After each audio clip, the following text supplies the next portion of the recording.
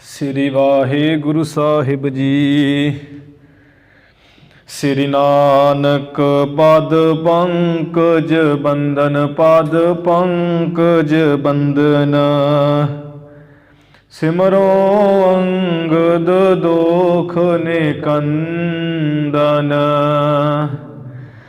ਅਮਰਦਾਸ ਗੁਰ ਹਿਰਦੈ ਨਿਤ ਧਿਆਵੋ ਜੀ, ਹਿਰਦੈ ਨਿਤ ਧਿਆਵੋ। ਸ੍ਰੀ ਗੁਰ ਰਾਮਦਾਸ ਗੁਣ ਗਾਵੋ। ਸ੍ਰੀ ਅਰਜਨ ਬਿਘਨਨ ਕੇ ਨਾਸਕ, ਬਿਘਨਨ ਕੇ ਨਾਸਕ। ਹਰਿ ਗੋਬਿੰਦ ਸੁਭ ਸੁਮਤਿ ਪ੍ਰਕਾਸ਼ਕ। ਸ੍ਰੀ ਹਰਿ ਰਾਇ ਨਾਮੋ ਕਰ ਜੋਰੀ, ਨਾਮੋ ਕਰ ਜੋਰੀ। ਗੁਰ ਹਰਿ ਕ੍ਰਿਸ਼ਨ ਮਨਾਏ ਬਹੋਰੀ। ਤੇਗ ਬਹਾਦਰ ਪਰਮ ਕਿਰਪਾਲਾ ਜੀ, ਪਰਮ ਕਿਰਪਾਲਾ। ਸ੍ਰੀ ਗੁਰ ਗੋਬਿੰਦ ਸਿੰਘ ਬਿਸਾਲਾ। ਤਰੋਂ ਤਰਾ ਪਰ ਪੁਨ ਪੁਨ ਸੀਸਾ ਜੀ, ਪੁਨ ਪੁਨ ਸੀਸਾ। ਬੰਦੋ ਬਾਰ ਬਾਰ ਜਗਦੀਸਾ। ਜਿਸ ਮੈਂ ਅੰਮ੍ਰਿਤ ਗਿਆਨ ਹੈ, ਮਾਣਕ ਭਗਤ ਵੈਰਾਗ। ਗੁਰੂ ਗ੍ਰੰਥ ਸਾਹਿਬ ਉਦਦ, ਬੰਦੋ ਕਰ ਅਨਰਾਗ। ਸ੍ਰੀ ਗੁਰ ਸ਼ਬਦ ਕਮਾਏ ਜਿਨ, ਜੀਤੇ ਪੰਚ ਵਿਕਾਰ। ਤਿਨ ਸੰਤਨ ਕੋ ਬੰਦਨਾ, ਸਿਰ ਚਰਨਨ ਪਰ ਧਾਰ। ਏਕ ਓੰਕਾਰਾ ਸਤਿਗੁਰੂ, ਤੇ ਪ੍ਰਸਾਦ ਸਚ ਹੋਏ। ਵਾਹਿਗੁਰੂ ਜੀ ਕੀ ਫਤਿਹ। ਵਿਘਨ ਵਿਨਾਸ਼ਨ ਸੋਏ। ਵਾਹਿਗੁਰੂ ਜੀ ਕੀ ਫਤਿਹ। ਵਿਘਨ ਵਿਨਾਸ਼ਨ ਸੋਏ। ਸਤਿਨਾਮ ਸ੍ਰੀ ਵਾਹਿਗੁਰੂ ਸਾਹਿਬ ਜੀ। ਕਬਿਤ ਅੰਧ ਜੋ ਬਦਰ ਪਿੰਗ, ਨਗਨ ਮ੍ਰਿਤਕ ਛੰਦ। ਰੁਕਤ ਅਪਾਰਥ ਕੀ ਸਮਝ ਨ ਆਵਈ।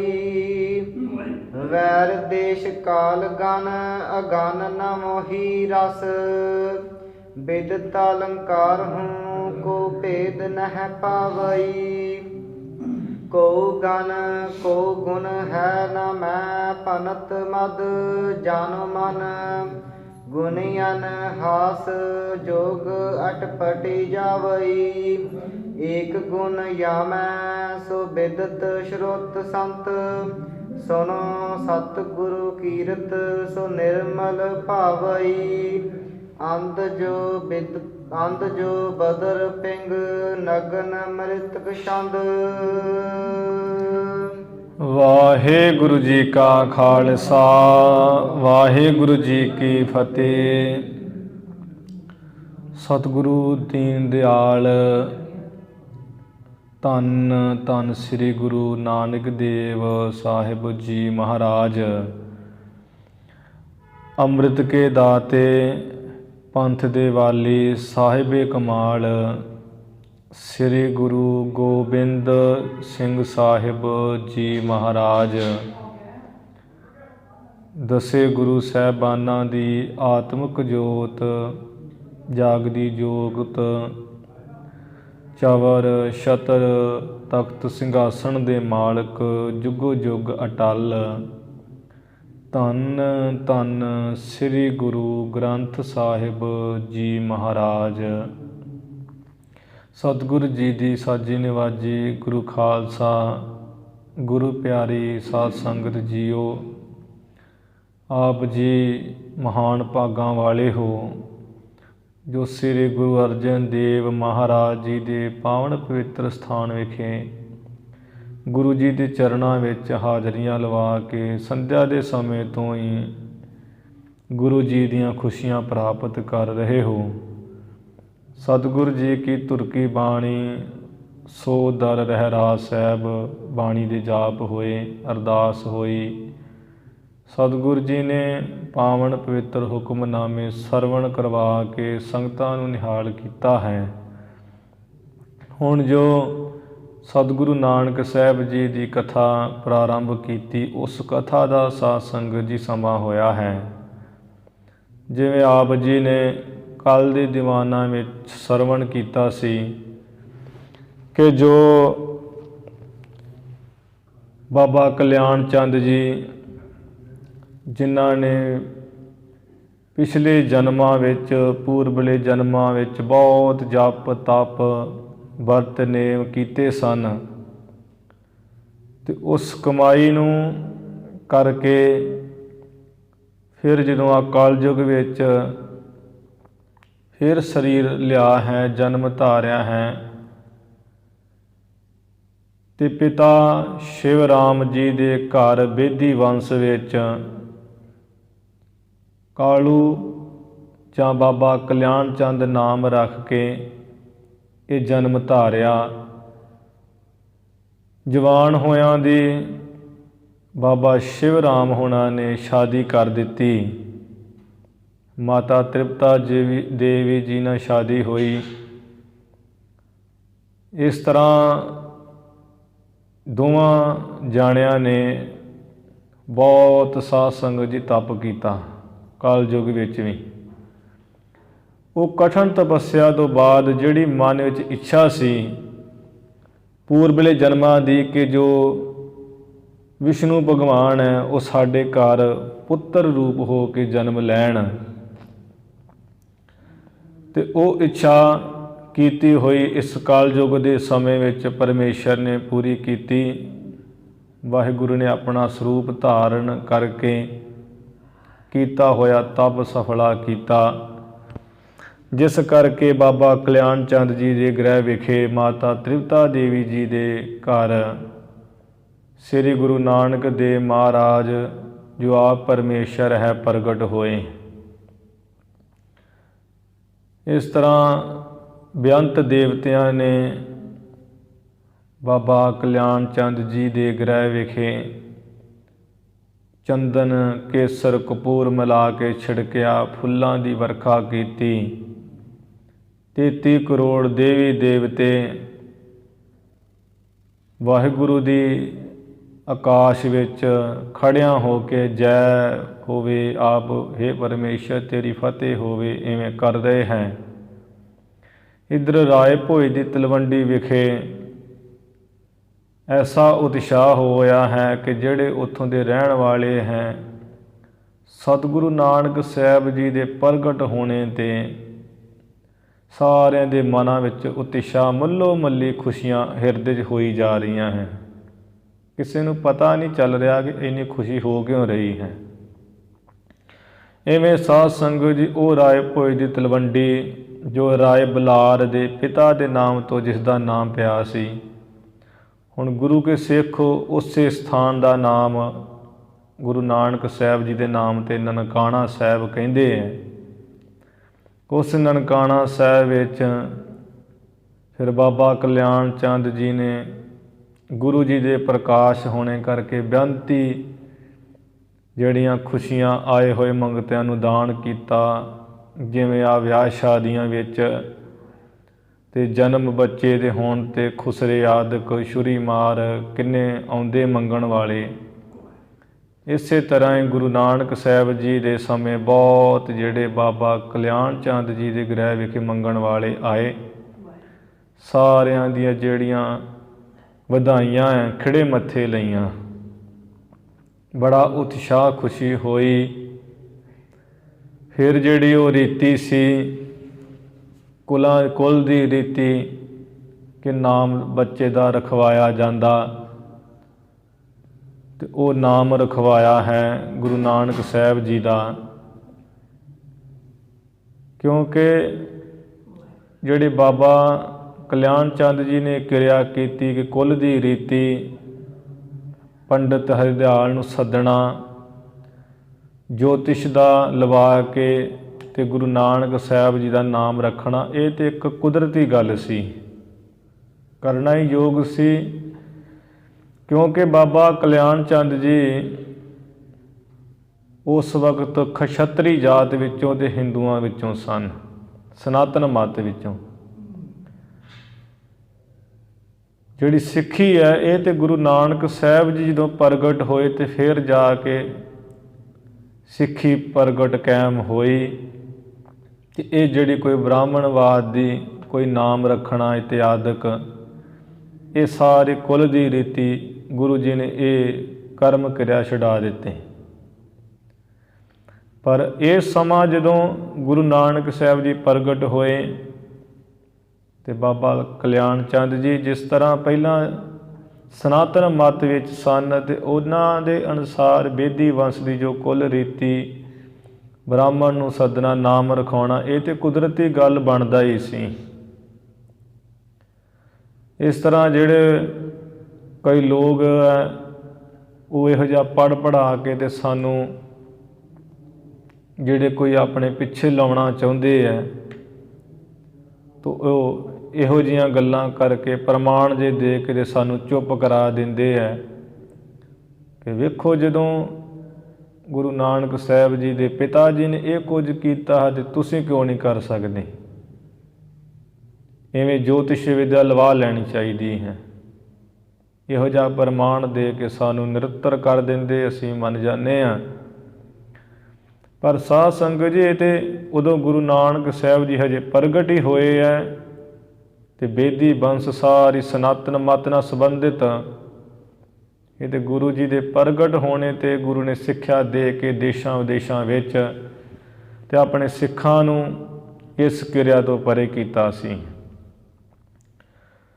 ਇਸੇ ਤਰ੍ਹਾਂ ਹੀ ਜਿਹੜੇ ਕੋਈ ਆਪਣੇ ਆਪ 'ਚ ਬਹੁਤੇ ਵਿਦਵਾਨ ਆਪਣੇ ਆਪ ਨੂੰ ਮੰਨਦੇ ਹੈ ਅੱਜ ਕੱਲ੍ਹ ਵੀ ਇਹ ਕਿਰਿਆ ਬਿਲਕੁਲ ਨਹੀਂ ਹੈ, ਇਹ ਨਹੀਂ ਅਸੀਂ ਮੰਨਦੇ, ਤੇ ਉਹ ਇਵੇਂ ਕਹਿ ਕੇ ਤੇ ਉਹਨੇ ਦੁਨੀਆ ਨੂੰ ਗੁੰਮਰਾਹ ਕੀਤਾ ਹੋਇਆ, ਇਤਿਹਾਸ ਵੱਲੋਂ ਆਪਣੇ ਪਿੱਛੇ ਲਾਉਣ ਦਾ, ਆਪਣਾ ਪ੍ਰੋਫੈਸਰ ਹੋਣਾ ਝਾੜਨ ਦਾ ਉਹਨਾਂ ਕੰਮ ਫੜਿਆ ਹੋਇਆ ਹੈ। ਪਰ ਇੱਥੇ ਤੁਸੀਂ ਹੁਣ ਆਪ ਹੀ ਇਹ ਤੇ ਜਾਣਦੇ ਹੋ ਕਿ ਜਦੋਂ ਗੁਰੂ ਨਾਨਕ ਸਾਹਿਬ ਜੀ ਪ੍ਰਗਟ ਹੋਏ ਆ ਉਦੋਂ ਇਹ ਕਿਰਿਆ ਵਿਧਾਨ ਸਮਾਪਤ ਹੋਏ ਆ। ਪਹਿਲਾਂ ਜਿਹਦੇ ਗੁਰੂ ਜੀ ਪ੍ਰਗਟ ਹੋਏ ਸੀ ਤੇ ਪਿਤਾ ਜੀ ਨੇ ਨਾਮ ਰਖਵਾਇਆ ਪੰਡਿਤ ਹਰਦਿਆਲ ਜੀ ਨੂੰ ਸੱਦ ਕੇ, ਤੇ ਉਸ ਗੱਲ ਵੱਲ ਤੇ ਕਿਸੇ ਦਾ ਧਿਆਨ ਨਹੀਂ ਜਾਂਦਾ ਕਿ ਇਹ ਗੁਰੂ ਸਾਹਿਬ ਜੀ ਦੇ ਅਵਤਾਰ ਸਮੇਂ ਤੋਂ ਪਹਿਲਾਂ ਦੀ ਗੱਲ ਹੈ ਕਿ ਜਾਂ ਗੁਰੂ ਜੀ ਵੀ ਜਦੋਂ ਵਿਚਰ ਰਹੇ ਉਦੋਂ ਦੀ ਗੱਲ ਹੈ।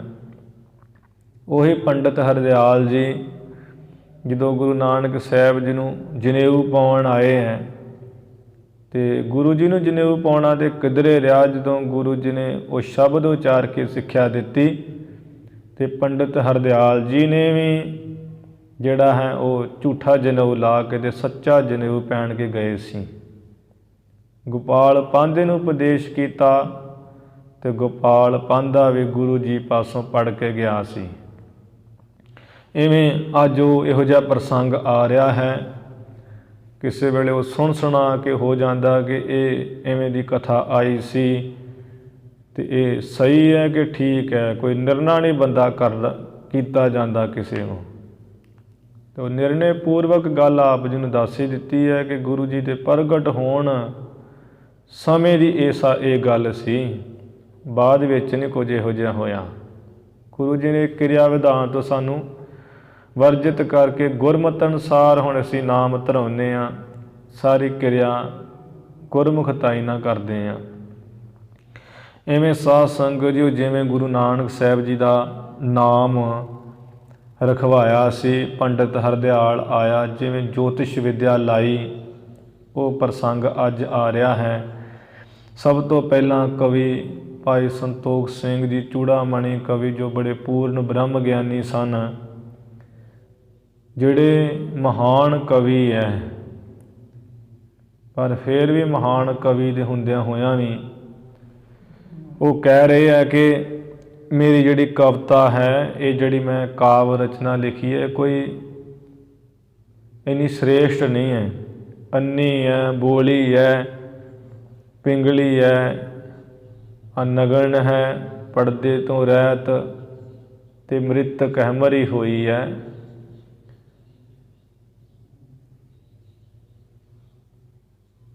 ਇਵੇਂ ਮੇਰੀ ਇਹ ਜਿਹੜੀ ਕਵਿਤਾ ਹੈ ਇਹ ਕਿਸੇ ਕੰਮ ਦੀ ਨਹੀਂ ਹੈ। ਇਹ ਨਿਮਰਤਾ ਹੈ ਸਾਧ ਸੰਗਤ ਜੀ। ਜਿਹੜਾ ਕੋਈ ਅਧਿਆਤਮੀ ਪੂਰਨ ਅਵਸਥਾ ਦਾ ਮਾਲਕ ਹੁੰਦਾ ਹੈ ਉਹ ਜਿਹੜਾ ਹੈ ਇਹੋ ਜਿਹੀ ਗੱਲ ਕਹਿੰਦਾ ਹੈ। ਬਾਕੀ ਤੇ ਜਿਹੜਾ ਕੋਈ ਖਾਲੀ ਹੈ ਬਰਤਨ ਉਹ ਤੇ ਖੜਕਦਾ ਰਹਿੰਦਾ ਤੇ ਆਪਣੇ ਆਪ ਨੂੰ ਵੱਡਾ ਕਹਿੰਦਾ ਹੈ। ਤੇ ਗੁਰਬਾਣੀ ਵਿੱਚ ਬਚਨ ਹੈ, ਸੋਈ ਅਜਾਣ ਜੋ ਕਹੈ, ਸੋਈ ਅਜਾਣ ਮੈਂ ਕਹੈ ਜਾਨਾ। ਸੋ ਅਜਾਣ ਹੈ ਜੋ ਕਹਿੰਦਾ ਹੈ ਕਹੇ ਮੈਂ ਜਾਨਾ। ਜਿਹੜਾ ਕਹਿੰਦਾ ਵੀ ਮੈਂ ਜਾਣਦਾ ਹਾਂ ਉਹ ਤੇ ਪੂਰਾ ਅਣਜਾਣ ਹੈ, ਉਹਨੂੰ ਕੁਝ ਵੀ ਨਹੀਂ ਪਤਾ ਹੈ। ਤੇ ਜਾਣਨ ਹਾਰ ਨਾ ਸ਼ਾਨਾ ਰੇ। ਜਿਹੜਾ ਜਾਣਨ ਵਾਲਾ ਹੈ ਉਹ ਕਦੀ ਛੁਪਦਾ ਨਹੀਂ ਹੈ, ਉਹਦੀ ਨਿਮਰਤਾ ਹੀ ਦੱਸ ਦਿੰਦੀ ਹੈ। ਜਿਹੜਾ ਬਿਲਕੁਲ ਅਣਜਾਣ ਹੋਊਗਾ, ਕਿਸੇ ਕਰਤੂਤ ਦਾ ਮਾਲਕ ਨਹੀਂ ਹੋਊਗਾ, ਉਹ ਕਹੂਗਾ ਮੈਂ ਜਾਨਾ ਹੈ। ਸੋਈ ਅਜਾਣ ਕਹੈ ਮੈਂ ਜਾਨਾ। ਮੈਂ ਕਹਿੰਦਾ ਹੈ ਮੈਂ ਜਾਣਦਾ ਸਭ ਕੁਝ। ਮਹਿਲ ਨਾ ਪਾਵੇ ਕਹਿ ਤੋਂ ਬਹੁਤਾ। ਕੋਈ ਗੁਰੂ ਦੀ ਅਜੇ ਨੇੜੇ ਤੇੜੇ ਵੀ ਨਹੀਂ ਗਿਆ ਹੁੰਦਾ ਤੇ ਕਹਿੰਦਾ ਮੈਂ ਪਹੁੰਚਿਆ ਹੋਇਆ ਹਾਂ। ਇੱਥੇ ਭਾਈ ਸੰਤੋਖ ਸਿੰਘ ਜੀ ਤੇ ਗੁਰੂ ਕੇ ਸਿੱਖ ਸਨ, ਅੰਮ੍ਰਿਤ ਧਾਰੀ ਵੀ ਸਨ, ਜਿਸ ਕਰਕੇ ਉਹ ਨਿਮਰਤਾ ਵਿੱਚ ਹੀ ਕਿ ਨੀਚਾ ਅੰਦਰ ਨੀਚ ਜਾਤ, ਨੀਚੀ ਹੂੰ ਅਤ ਨੀਚ, ਮੈਂ ਨਿਰਗੁਣ ਆਰੇ ਕੋ ਗੁਣ ਨਾਹੀ। ਉਹ ਸੰਸਾਰ ਆਪਣੇ ਆਪ ਨੂੰ ਦੱਸ ਰਹੇ ਹੈ ਕਿ ਜਿਹੜੀ ਇਹ ਮੈਂ ਕਵਿਤਾ ਲਿਖੀ ਹੈ, ਭਾਵ ਇਹ ਗ੍ਰੰਥ ਲਿਖਿਆ, ਇਹਦੇ ਵਿੱਚ ਕਾਵ ਰਚਨਾ ਹੈ, ਉਹ ਕੋਈ ਬਹੁਤੀ ਸ੍ਰੇਸ਼ਟ ਨਹੀਂ ਹੈ, ਉਹਦੇ ਵਿੱਚ ਦੋਸ਼ ਹੈ। ਅਤੇ ਇਸੇ ਤਰ੍ਹਾਂ ਕਵੀ ਜੀ ਇਸੇ ਕਵਿਤ ਵਿੱਚ ਹੀ ਆਪਣਾ ਦੋਸ਼ ਦਰਸਾ ਰਹੇ ਨਿਮਰਤਾ ਨਾਲ, ਅਤੇ ਨਾਲੇ ਨਿਮਰਤਾ ਆਪਣੀ ਦਿਖਾ ਰਹੇ ਹੈ। ਉਹ ਕਵਿਤ ਵਿੱਚ ਜਿਵੇਂ ਉਹਨਾਂ ਨੇ ਵਚਨ ਕੀਤੇ ਆਪਾਂ ਸਰਵਣ ਕਰੀਏ। ਸਰਵਣ ਕਰਨ ਤੋਂ ਪਹਿਲਾਂ ਗੁਰੂ ਜੀ ਦੇ ਚਰਨਾਂ ਵਿੱਚ ਨਵਾਓ ਸੀਸ। ਉਚਾਰਨ ਕਰੋ ਜੀ ਸਤਿਨਾਮ ਸ੍ਰੀ ਵਾਹਿਗੁਰੂ ਸਾਹਿਬ ਜੀ, ਸਤਿਨਾਮ ਸ੍ਰੀ ਵਾਹਿਗੁਰੂ ਸਾਹਿਬ ਜੀ। ਸਤਿਨਾਮ ਸ੍ਰੀ ਵਾਹਿਗੁਰੂ ਸਾਹਿਬ ਜੀ। ਕਬਿਤ ਅੰਧ ਜੋ ਬਦਰ ਪਿੰਗ, ਨਗਨ ਮ੍ਰਿਤਕ ਛੰਦ।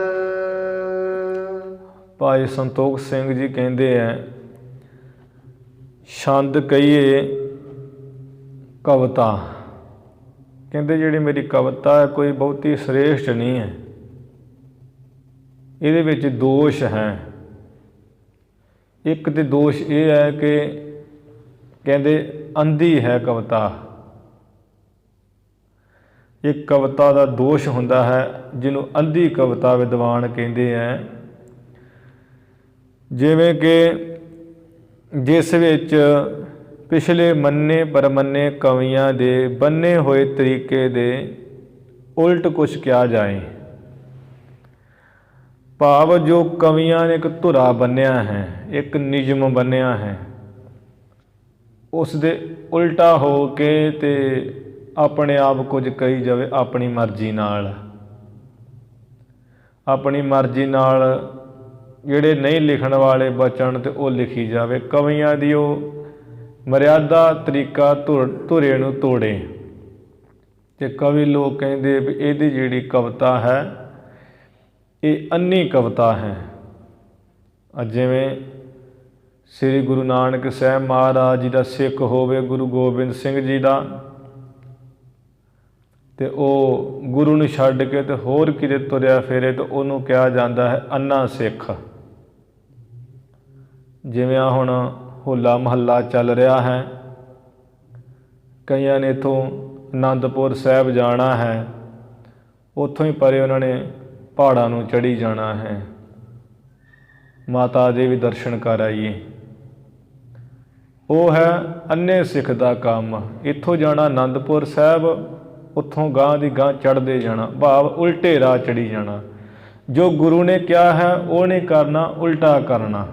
ਜੋ ਗੁਰੂ ਨੇ ਧੁਰਾ ਬੰਨਿਆ ਹੈ ਉੱਤੇ ਨਹੀਂ ਚੱਲਣਾ, ਉਹਨੂੰ ਕਹੀਦਾ ਹੈ ਅੰਨਾ ਸਿੱਖ। ਇਸੇ ਤਰ੍ਹਾਂ ਜਿਹੜੀ ਕਵਿਤਾ ਹੈ ਉਹ ਜਿਵੇਂ ਕਵੀਆਂ ਨੇ ਇੱਕ ਧੁਰਾ ਨਿਯਮ ਬੰਨ੍ਹਿਆ ਹੈ, ਉਸ ਅਨੁਸਾਰ ਨਾ ਚੱਲਣਾ ਅਤੇ ਉਲਟਾ ਜਿਹੜਾ ਹੈ ਉਹ ਕੁਛ ਕਹੀ ਜਾਣਾ ਆਪਣੀ ਮਨ ਮਰਜ਼ੀ ਨਾਲ। ਅਤੇ ਕਵੀ ਲੋਕ ਉਹਨੂੰ ਕਹਿੰਦੇ ਆ ਅੰਧੀ ਕਵਿਤਾ। ਫਿਰ ਦੂਸਰਾ ਹੈ ਕਿ ਬਦਰ। ਬਦਰ ਭਾਵ ਬੋਲੀ ਕਵਿਤਾ, ਅੰਨੀ ਅਤੇ ਬੋਲੀ ਕਵਿਤਾ। ਉਹ ਇਹ ਵੀ ਇੱਕ ਦੋਸ਼ ਹੈ।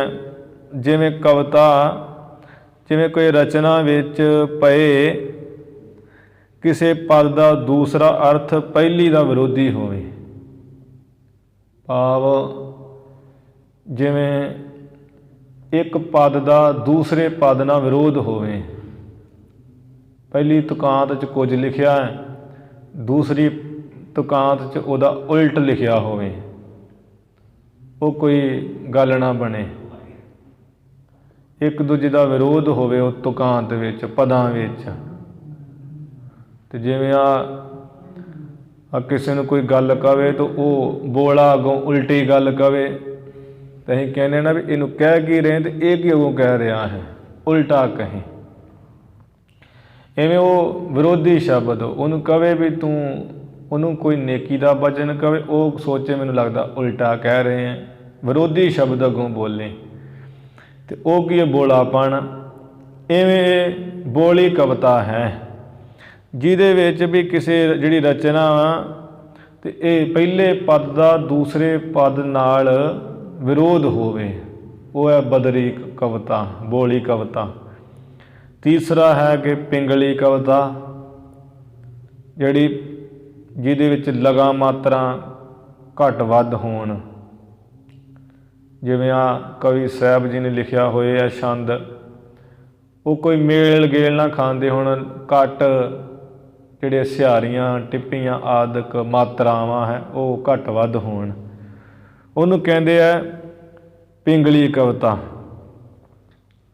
ਇੱਕ ਹੈ ਨਗਨ ਕਵਿਤਾ, ਨਗਨ ਅਨਪੜ੍ਹਦੇ ਵਾਲੀ ਕਵਿਤਾ, ਜਿਹਦੇ ਵਿੱਚ ਕੋਈ ਅਲੰਕਾਰ ਨਾ ਹੋਵੇ।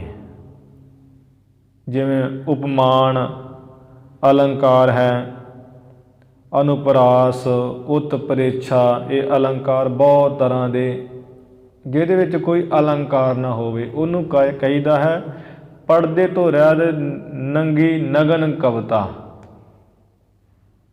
ਪਰ ਕਵੀ ਸਾਹਿਬ ਜੀ ਦੇ ਬਹੁਤ ਅਲੰਕਾਰ ਇਸ ਕਵਿਤਾ ਵਿੱਚ ਦਿੱਤੇ ਆ। ਪਿਛਲੇ ਪ੍ਰਸੰਗ ਵਿੱਚ ਹੀ ਯੁੱਧ ਦਾ ਅਤੇ ਯੱਗ ਦਾ ਅਲੰਕਾਰ ਬੰਨ੍ਹਿਆ ਹੈ, ਵੇਦੀ ਵੰਸ਼ ਦੇ ਵਿੱਚ ਨੂੰ ਲੈ ਕੇ। ਭਾਵ ਗੁਣ ਤਾਂ ਸਾਰੇ ਹੀ ਹੈ, ਪਰ ਆਪਣੀ ਨਿਮਰਤਾ ਨਾਲ ਕਹਿ ਰਹੇ ਹੈ। ਇੱਕ ਤਾਂ ਇਹ ਦੋਸ਼ ਹੈ ਸਾਡੀ ਕਵਿਤਾ ਵਿੱਚ। ਦੂਸਰਾ ਹੈ ਮ੍ਰਿਤਕ, ਮਰੀ ਹੋਈ ਕਵਿਤਾ, ਜਿਸ ਕਵਿਤਾ ਵਿੱਚ ਅਰਥ ਕੋਈ ਨਾ ਬਣੇ, ਐਵੇਂ ਕੋਈ ਅਰਥ ਨਾ ਬਣੇ, ਕਵਿਤਾ ਬੜੀ ਹੋਵੇ। ਜਿਵੇਂ ਕਿ ਸ਼ਬਦ ਕੋਈ ਹੁੰਦੇ ਹੈ, ਝੁਣਮੁਣ, ਕੁਣਮੁਣ, ਇਹਨਾਂ ਸ਼ਬਦਾਂ ਦਾ ਜਿਹੜਾ ਕੋਈ ਅਰਥ ਨਾ ਬਣੇ ਅਤੇ ਕਵਿਤਾ ਵਿੱਚ ਲਿਖੇ ਹੋਣ। ਜਿਨ੍ਹਾਂ ਸ਼ਬਦਾਂ ਦਾ ਕੋਈ ਅਰਥ ਨਾ ਬਣੇ ਉਹ ਮਰੀ ਹੋਈ ਨਹੀਂ, ਅਤੇ ਕੀ ਹੈ, ਭਾਵ ਜਿਹੜੀ ਲਿਖ ਤੇ ਦਿੱਤੀ ਹੈ ਕੋਈ ਅਰਥ ਤਾਂ ਬਣ ਨਹੀਂ ਰਿਹਾ। ਇਵੇਂ ਉਹਨੂੰ ਕਹੀਦਾ ਹੈ ਨਗਨ ਕਵਿਤਾ, ਮਰੀ ਹੋਈ ਕਵਿਤਾ। ਭਾਈ ਸਾਹਿਬ ਜੀ ਕਹਿੰਦੇ ਹੈ ਛੰਦ ਜਿਹੜੀ ਸਾਡੀ ਕਵਿਤਾ ਮੈਂ ਇਹ ਲਿਖੀ ਹੋਈ ਹੈ, ਭਾਈ ਇਹ ਵਿਦਵਾਨੋ, ਇਹ ਅੰਨੀ ਕਵਿਤਾ ਹੈ, ਬੋਲੀ ਕਵਿਤਾ ਹੈ, ਪਿੰਗਲੀ ਕਵਿਤਾ ਹੈ, ਅਤੇ ਪੜ੍ਹਦੇ ਤੋਂ ਰਹਿਤ ਅਤੇ ਮਰੀ ਹੋਈ ਕਵਿਤਾ ਹੈ। ਇਹ ਰੁਕਤ ਪਾਰਥ ਕੀ ਸਮਝ ਨਾ ਆਵਈ। ਅਤੇ ਆ ਜਿਹੜਾ ਰੁਕਤ ਹੈ, ਭਾਵ ਪੁਨਰ ਉਗਤ, ਬਾਰ ਬਾਰ ਇੱਕ ਸ਼ਬਦ ਨੂੰ ਕਹੀ ਜਾਣਾ ਕਵਿਤਾ ਵਿੱਚ, ਇਹ ਵੀ ਬੜਾ ਵੱਡਾ ਦੋਸ਼ ਹੈ। ਕਥਾ ਵਿੱਚ ਵੀ ਬਾਰ ਬਾਰ ਇੱਕੋ ਗੱਲ ਕਰੀ ਜਾਣੀ, ਜਿਹੜੀ ਕਿ ਕਥਾ ਕਰਦਿਆਂ ਐਵੇਂ ਹੀ ਇੱਕੋ ਗੱਲ ਨੂੰ ਘੁਮਾ ਫਿਰਾ ਕੇ ਲਈ ਆਉਣਾ, ਇਹ ਵੀ ਬੜਾ ਵੱਡਾ ਦੋਸ਼ ਹੈ। ਉਹਨੂੰ ਕਹੀਦਾ ਹੈ ਪੁਨਰ ਉਗਤ ਦੋਸ਼। ਪਰ ਵਿਦਵਾਨਾਂ ਨੇ ਇਸ ਦੋਸ਼ ਨੂੰ ਵੀ ਪੂਰਾ ਦੋਸ਼ ਨਹੀਂ ਮੰਨਿਆ ਹੈ। ਕਿ ਬਾਰ-ਬਾਰ ਜੇ ਇੱਕੋ ਗੱਲ ਕਰੀ ਜਾਣੀ। ਜਿਵੇਂ ਹੁਣ ਕਿਸੇ ਘਰ ਕੋਈ ਜਨਮਿਆ ਹੈ ਬੱਚਾ ਜਾਂ ਵਿਆਹ ਸ਼ਾਦੀ ਹੋਈ ਹੈ ਅਤੇ ਉਹ ਕਹੀ ਜਾਵਾਂਗੇ, ਭਾਵੇਂ 100 ਵਾਰ ਕਹਿ ਦੀ, 1000 ਵਾਰ ਕਹਿ ਦੀ, ਵਧਾਈ ਹੋਵੇ, ਵਧਾਈ ਹੋਵੇ, ਵਧਾਈ ਹੋਵੇ, ਅਤੇ ਉਹਦੇ ਵਿੱਚ ਤਾਂ ਕੋਈ ਦੋਸ਼ ਨਹੀਂ ਹੈ। ਉਹ ਜਿੰਨੀ ਵਾਰੀ ਕਹੀ ਜਾਓਗੇ ਸਗੋਂ ਹੀ ਉਹ ਰੰਗ ਚੜ੍ਹੂਗਾ ਅਗਲੇ ਵਧਾਈ ਦੇਣ ਵਾਲੇ ਨੂੰ ਵੀ, ਵੀ ਮੈਨੂੰ ਵਧਾਈਆਂ ਮਿਲ ਰਹੀਆਂ ਹੈ, ਇਹ 'ਚ ਕੋਈ ਦੋਸ਼ ਨਹੀਂ ਹੈ। ਪਰ ਜੇ ਕੋਈ ਨਾ ਕੋਈ ਖੁਸ਼ੀ ਨਾ ਖੇੜਾ ਤੇ ਕਹਿ ਦੇ ਵੀ ਵਧਾਈ ਹੋਵੇ, ਵਧਾਈ ਹੋਵੇ, ਵਧਾਈ ਹੋਵੇ ਕਰੀ ਜਾਵੇ, ਉਹ ਕਹੂਗਾ ਵੀ ਆ ਕਾਹਦੀਆਂ ਇਹਨੇ ਵਧਾਈ ਦੇਈ ਜਾਂਦਾ, ਆ ਇੱਕ ਕਰ ਕਹਿ ਤਾ ਠੀਕ ਹੈ, ਤੂੰ ਤਾਂ ਹਟਣ ਨਹੀਂ ਡਿਆ ਹੈ, ਗੱਲ ਤਾਂ ਕੋਈ ਨਹੀਂ ਵਧਾਈ ਵਾਲੀ ਹੈਗੀ, ਅਤੇ ਉਹ ਫਿਰ ਇਵੇਂ ਕਹਿ ਦੂਗਾ, ਫਿਰ ਦੋਸ਼ ਹੋਊ। ਹੁਣ ਜਿੱਦਾਂ ਗੁਰੂ ਨਾਨਕ ਸਾਹਿਬ ਜੀ ਦਾ ਅਵਤਾਰ ਹੋਇਆ ਹੈ ਅਤੇ ਉਹ ਬਾਰ-ਬਾਰ ਭਾਵੇਂ ਕਹੀ ਜਾਣ ਕੇ ਮਾਤਾ ਤ੍ਰਿਪਤਾ ਦੇਵੀ ਜੀ ਨੂੰ ਵਧਾਈਆਂ ਹੋਣ, ਬਾਬਾ ਕਲਿਆਣ ਚੰਦ ਜੀ ਨੂੰ ਵਧਾਈਆਂ ਹੋਣ, ਕਹੀ ਜਾਣ ਅਤੇ ਕੋਈ ਦੋਸ਼ ਨਹੀਂ ਹੈ।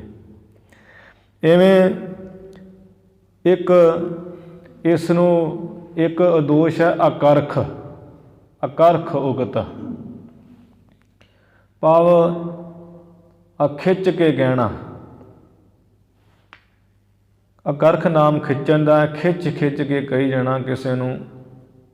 ਅੱਜ ਜਿਵੇਂ ਕਈਆਂ ਨੂੰ ਆਦਤ ਹੁੰਦੀ ਹੈ ਭਾਵ ਕਥਾ ਵਿੱਚ ਕਰੀ ਜਾਣਗੇ, ਜਾਂ ਸਾਡੇ ਵਰਗੇ ਕਈ ਇਹੋ ਜਿਹੇ ਜਿਹੜੇ ਪਰੰਤੂ ਮਤਲਬ ਗੱਲ 'ਤੇ ਥੋੜ੍ਹੇ ਸਮੇਂ ਬਾਅਦ। ਇਸੇ ਤਰ੍ਹਾਂ ਕਈਆਂ ਨੂੰ ਆਦਤ ਪਈ ਹੋਈ ਹੈ ਇਸੇ ਪ੍ਰਕਾਰ ਬਾਰ-ਬਾਰ ਕਥਾ 'ਚ ਕਹੀ ਜਾਣਗੇ। ਇਹਨੂੰ ਦੋਸ਼ ਮੰਨਿਆ ਵਿਦਵਾਨਾਂ ਨੇ, ਬਾਰ-ਬਾਰ ਇੱਕੋ ਗੱਲ ਨੂੰ ਕਥਨ ਕਰੀ ਜਾਣਾ। ਅਕਰਖ ਨਾਮ ਖਿੱਚਦਾ ਹੈ, ਜਿਹੜਾ ਖਿੱਚ ਕੇ ਤੇ ਬੋਲੀ ਜਾਣਾ ਬਾਰ-ਬਾਰ ਇੱਕੋ ਲਫ਼ਜ਼ ਨੂੰ। ਫਿਰ ਇੱਕ ਹੈ ਅਮਰਖ, ਅਮਰਖ ਨਾਮ ਹੈ ਗੁੱਸੇ ਦਾ,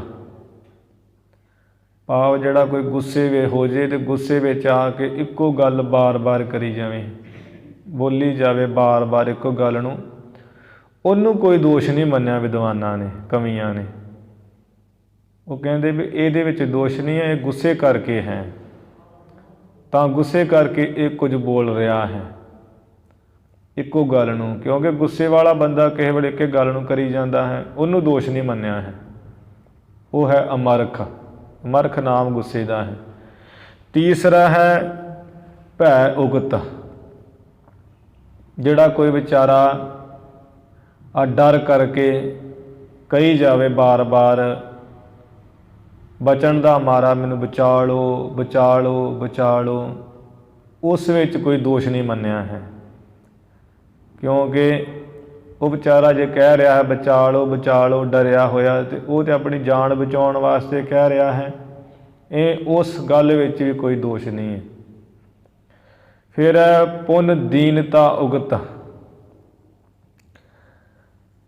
ਵੀ ਜਿਹੜਾ ਕੋਈ ਦੀਨ, ਕੋਈ ਗਰੀਬ ਨਿਮਾਣਾ ਹੋ ਕੇ ਉਗਤ ਕਹੀਏ ਕਥਨ ਕਰੀ ਜਾਵੇ ਕਿ ਮੈਂ ਬੜਾ ਗਰੀਬ ਹਾਂ, ਮੈਂ ਬੜਾ ਕੰਗਾਲ ਹਾਂ, ਮੈਂ ਬੜਾ ਮਾਤੜ ਹਾਂ, ਉਹ ਬਾਰ-ਬਾਰ ਜਿਹੜਾ ਕਥਨ ਕਰੀ ਜਾਵੇ ਉਹਦੇ ਵਿੱਚ ਕੋਈ ਦੋਸ਼ ਨਹੀਂ ਮੰਨਿਆ ਹੈ।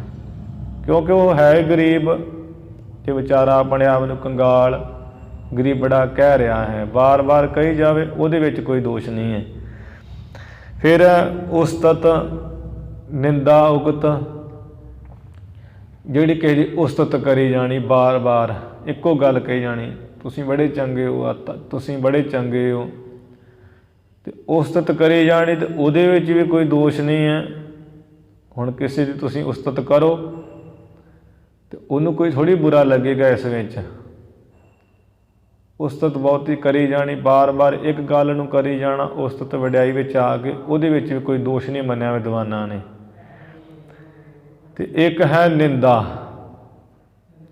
ਜਿਹੜੀ ਕੋਈ ਨਿੰਦਿਆ ਕਰਨ ਵਾਲਾ ਹੈ, ਨਿੰਦਕ ਜੀ, ਉਹ ਵੀ ਇੱਕ ਗੱਲ ਨੂੰ ਬਾਰ-ਬਾਰ ਕਰੀ ਜਾਂਦਾ ਹੈ, ਉਹਦੇ ਵਿੱਚ ਦੋਸ਼ ਨਹੀਂ ਮੰਨਿਆ ਹੈ ਵਿਦਵਾਨਾਂ ਨੇ।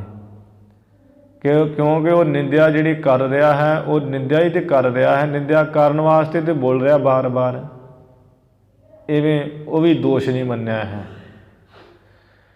ਫਿਰ ਬਾਦ ਮਹਿ, ਬਾਦ ਕਹਿੰਦਾ ਝਗੜੇ ਨੂੰ, ਜਿਹੜਾ ਝਗੜੇ ਵਿੱਚ ਬਾਰ-ਬਾਰ ਗਾਲੀ ਗਲੋਚ, ਕਈ ਗਾਲਾਂ ਇੱਕ ਗਾਲ ਨੂੰ ਕਿੰਨੀ ਵਾਰ ਕੱਢੀ ਜਾਣਗੇ, ਹਟਦੇ ਨਹੀਂ। ਅਤੇ ਵਿਦਵਾਨਾਂ ਨੇ ਉਸ ਨੂੰ ਵੀ ਦੋਸ਼ ਨਹੀਂ ਮੰਨਿਆ। ਭਾਵ ਗਾਲ ਕੱਢਣ ਨੂੰ ਦੋਸ਼ ਤਾਂ ਹੈ, ਮਤਲਬ ਇੱਕ ਵਿਦਵਾਨਾਂ ਦੀ ਸਾਧ ਸੰਗਤ ਜੀ ਪੁਨਰ ਉਕਤ ਦਾ ਇਹ ਅੱਗੇ ਖੁਲਾਸਾ ਕੀਤਾ ਕਿੰਨੇ ਪ੍ਰਕਾਰ ਦਾ ਹੈ ਕਥਨ ਕਰਨਾ, ਵੀ ਕਿਹਦੇ ਵਿੱਚ ਦੋਸ਼ ਨਹੀਂ ਹੈ। ਇਸ ਵਿੱਚ ਦੋਸ਼ ਤਾਂ ਨਹੀਂ ਮੰਨਿਆ ਵੀ ਝਗੜਾ ਕਰ ਰਿਹਾ ਹੈ, ਉਹ ਅਗਲਾ ਤਾਂ ਬਾਰ-ਬਾਰ ਗੱਲ ਕਰ ਰਿਹਾ ਹੈ। ਅਤੇ ਪੁਨਰ ਉਕਤ ਦਾ ਇੱਥੇ ਸਿੱਧਾ ਜਿਹਾ ਕਵੀ ਜੀ ਨੇ ਲਾਇਆ ਹੈ ਕਿ ਮੇਰੀ ਜਿਹੜਾ ਹੈ ਪੁਨਰ ਉਕਤ ਦਾ ਵੀ ਮੇਰੀ ਕਵਿਤਾ ਵਿੱਚ ਦੋਸ਼ ਹੈ। ਭਾਵ ਇੱਕ ਗੱਲ ਨੂੰ ਬਾਰ-ਬਾਰ ਕਹੀ ਜਾਣਾ ਕਿ ਬੇਲੋੜਾ ਕਹੀ ਜਾਣਾ, ਭਾਵ ਜੀ ਲੋੜ ਨਹੀਂ ਹੋਣੀ ਤਾਂ ਉਹ ਵੀ ਕਹੀ ਜਾਣਾ।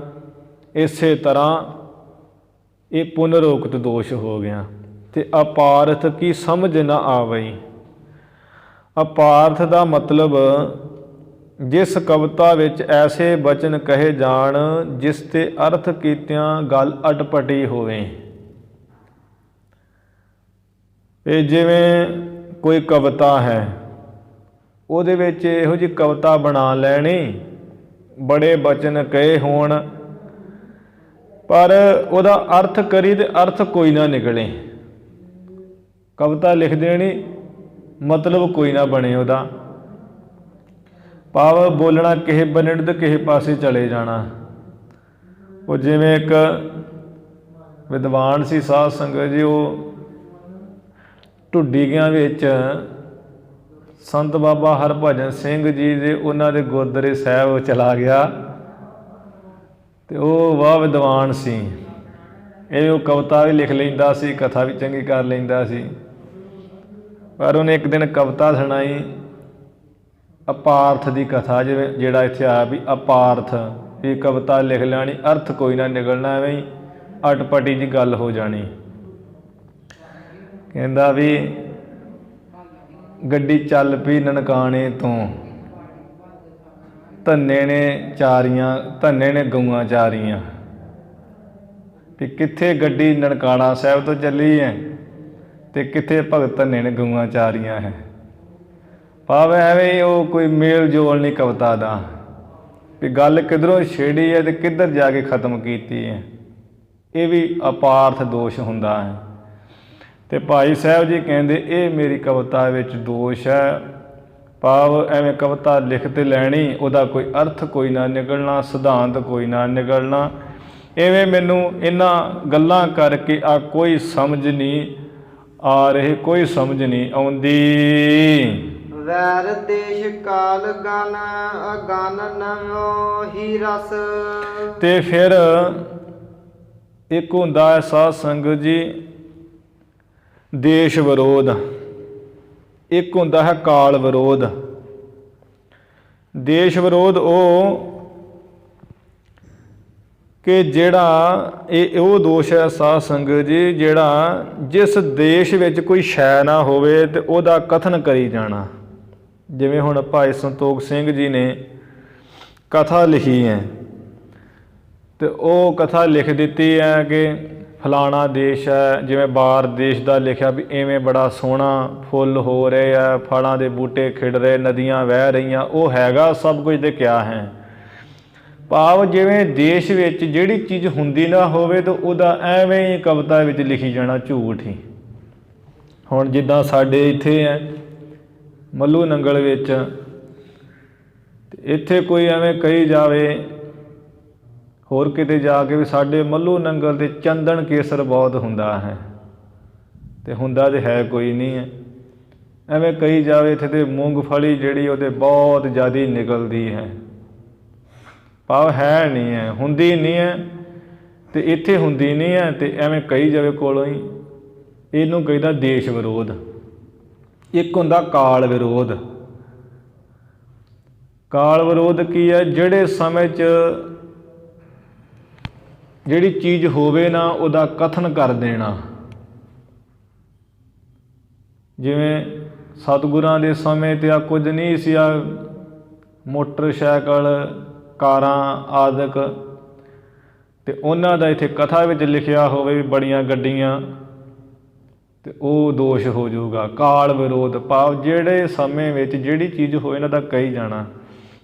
ਜਿਵੇਂ ਉਹ ਗਿਆਨੀ ਸੀ, ਕਣਕਵਾਲ ਦੇ ਗਿਆਨੀ ਸੀ, ਤੇ ਉਹ ਸ਼੍ਰੋਮਣੀ ਕਮੇਟੀ 'ਚ ਚੰਗੇ ਪ੍ਰਚਾਰ ਕਰੇ ਉਹ, ਤੇ ਪਰ ਉਹਨਾਂ ਦੇ ਇੱਦਾਂ ਹੀ ਕੋਈ ਦਿਮਾਗ 'ਚ ਥੋੜ੍ਹਾ ਅਣਬਣ ਜੀ ਹੋ ਗਈ ਸੀ। ਕਥਾ ਤਾਂ ਬੜੀ ਸੋਹਣੀ ਕਰ ਲੈਂਦੇ, ਪਰ ਕਿਤੇ ਇਹੋ ਜਿਹਾ ਦਿਮਾਗ ਕਿਤੇ ਉਹ ਹੋਏ ਨਾ ਲੋਡ ਵਿੱਚ, ਅਤੇ ਫਿਰ ਉਹ ਕੁਝ ਵੀ ਇੱਧਰ ਉੱਧਰ ਬੋਲਿਆ ਜਾਂਦਾ ਸੀ। ਅਤੇ ਉਹਨਾਂ ਨੇ ਇਹ ਗੁਰੂ ਨਾਨਕ ਸਾਹਿਬ ਜੀ ਦੇ ਜਿਹੜੀ ਵਿਆਹ ਦੀ ਕਥਾ ਹੈ, ਗੁਰੂ ਨਾਨਕ ਸਾਹਿਬ ਜੀ ਦੀ, ਉਹ ਵਿਆਹ ਦੀ ਕਥਾ ਕਰ ਰਹੇ ਸਨ, ਅਤੇ ਕਥਾ ਵਿੱਚ ਐਵੇਂ ਕਹਿਣ ਲੱਗ ਪਏ, ਗੁਰੂ ਨਾਨਕ ਸਾਹਿਬ ਜੀ ਦਾ ਜਦੋਂ ਅੱਜ ਸ਼ਾਦੀ ਹੋਈ, ਵਿਆਹ ਹੋਇਆ ਹੈ, ਬੜੀਆਂ ਬੱਸਾਂ ਗਈਆਂ ਇੱਥੇ, ਬੜੇ ਟਰੱਕ ਗਏ, ਬੜੀਆਂ ਮੋਟਰਾਂ ਗਈਆਂ। ਉਹ ਜਿਹੜੇ ਸੁਣਨ ਵਾਲੇ ਉਹ ਸਾਰੇ ਵੇਖਣ ਵੀ ਗਿਆਨੀ ਕੀ ਕਹਿ ਰਿਹਾ, ਵੀ ਉਦੋਂ ਕਿੱਥੋਂ ਇਹ ਮੋਟਰਸਾਈਕਲ ਆ ਗਏ, ਗੱਡੀਆਂ ਆ ਗਈਆਂ। ਫਿਰ ਉਹਨਾਂ ਨੇ ਕਿਹਾ ਵੀ ਗਿਆਨੀ ਜੀ, ਇਹ ਗੁਰੂ ਨਾਨਕ ਸਾਹਿਬ ਜੀ ਸਮੇਂ ਦਾ ਹਾਥੀ ਸੀ, ਆ ਘੋੜੇ ਸੀ, ਰਥ, ਆ ਸੁੱਖ ਪਾਲਕੀਆਂ, ਇਹ ਤਾਂ ਹੈ, ਮੋਟਰਾਂ ਗੱਡੀਆਂ ਕਾਰਾਂ ਕਿੱਥੋਂ ਆ ਗਈਆਂ।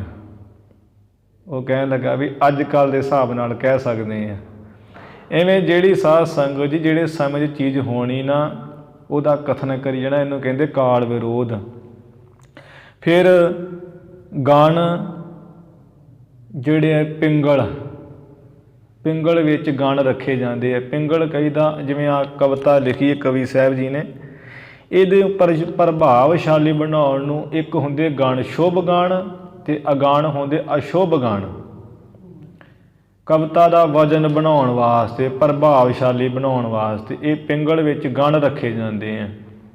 ਸ਼ੁਭ ਜਿਹੜੇ ਗਣ ਚਾਰ, ਉਹ ਹੈ ਮਗਨ, ਨਗਨ, ਭਗਨ, ਯਗਨ। ਇਹ ਜੇ ਗਣ ਰੱਖੇ ਜਾਣ ਤੇ ਕਵਿਤਾ ਦੇ ਜਿਹੜੇ ਸਾਧ ਸੰਗਤ ਜੀ ਪ੍ਰਭਾਵਸ਼ਾਲੀ ਹੁੰਦੀ ਹੈ। ਜਿੰਨੇ ਵੀ ਵੇਦ ਸ਼ਾਸਤਰ ਹੈ ਇਹਨਾਂ ਵਿੱਚ ਇਹ ਗਣ ਹੈ, ਸ਼ੁਭ ਗਣ। ਜਿਵੇਂ ਗੁਰਬਾਣੀ 'ਚ ਐਵੇਂ ਤੋਲ ਪੂਰਾ ਕਰਨ ਵਾਸਤੇ ਹੁੰਦੇ ਗਣ। ਜਿਵੇਂ ਉਹ ਟਕਸਾਲਾਂ 'ਚ ਪੜ੍ਹਾਇਆ ਜਾਂਦਾ ਹੈ ਕਿ ਸੁਣ ਮੀਤਾ ਨਾਨਕ ਬਿਨਵੰਤਾ ਸਾਧ ਜਨਾ ਕੀ ਅਚਰਜ ਕਥਾ।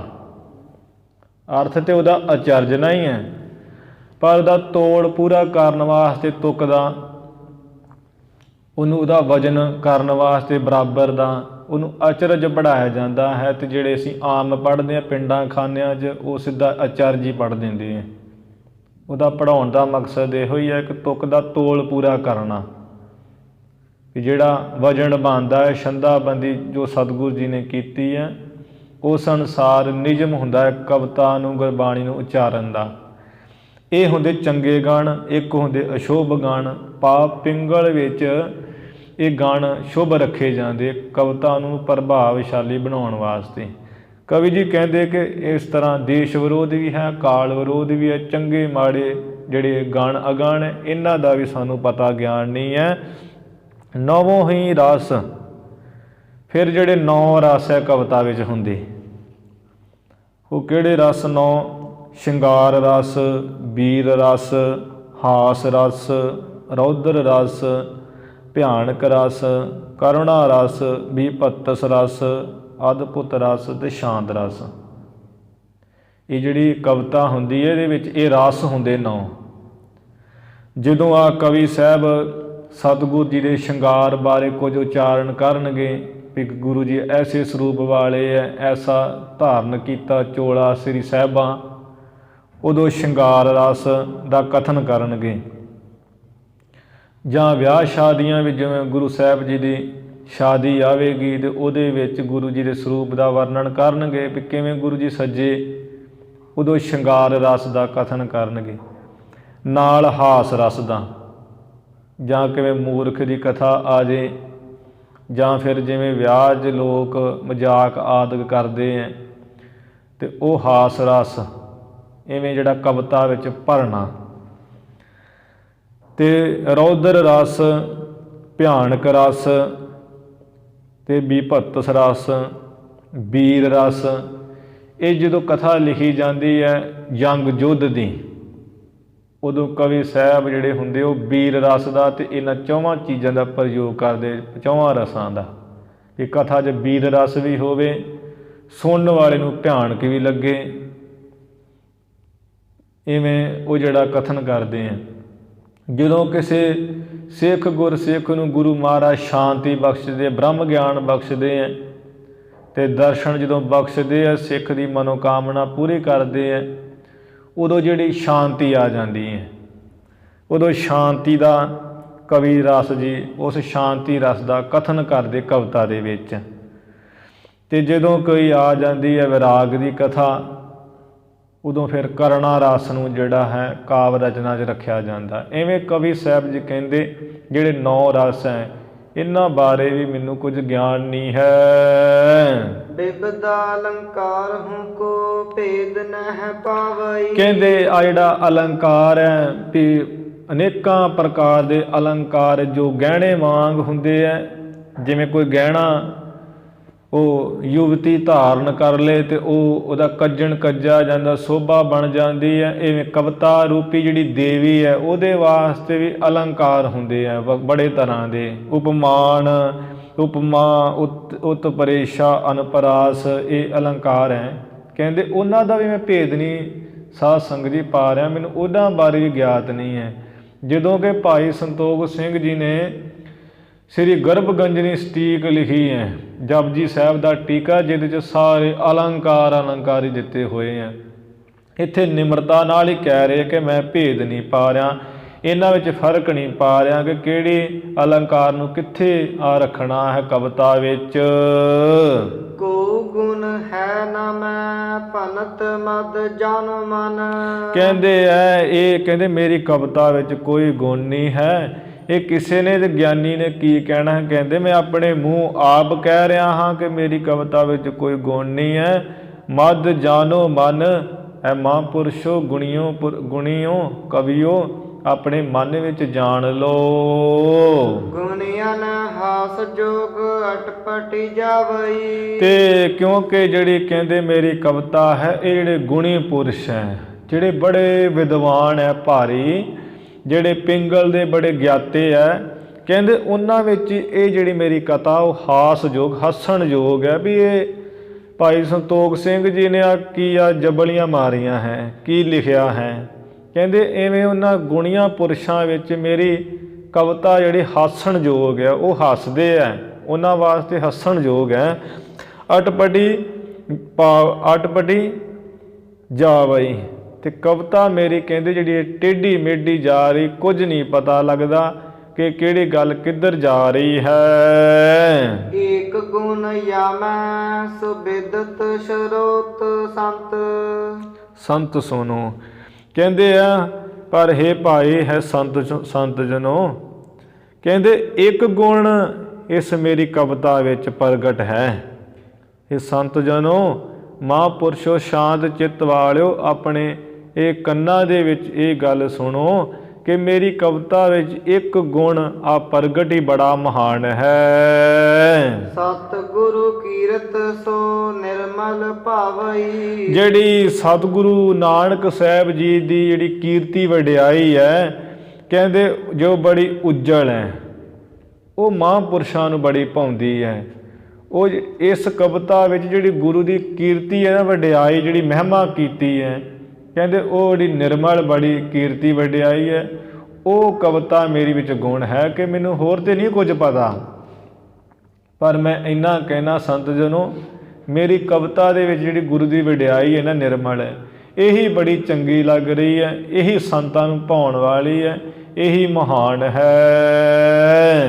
ਦੋਹਰਾ ਨੂਰਾ ਸੁਰ ਸਰ ਬਕਰਗਤ ਗੁਣੀ। ਇਵੇਂ ਸਾਧ ਸੰਗਤ ਜੀ ਭਾਈ ਸੰਤੋਖ ਸਿੰਘ ਜੀ ਨੇ ਕਵਿਤਾ ਦੇ ਦੋਸ਼ ਗਣਾਉਂਦੇ ਹੋਏ ਤੇ ਆਪਣੀ ਨਿਮਰਤਾ ਦੱਸੀ ਹੈ, ਜਦੋਂ ਕਿ ਕਵਿਤਾ ਵਿੱਚ ਕੋਈ ਔਗੁਣ ਨਹੀਂ ਹੈ।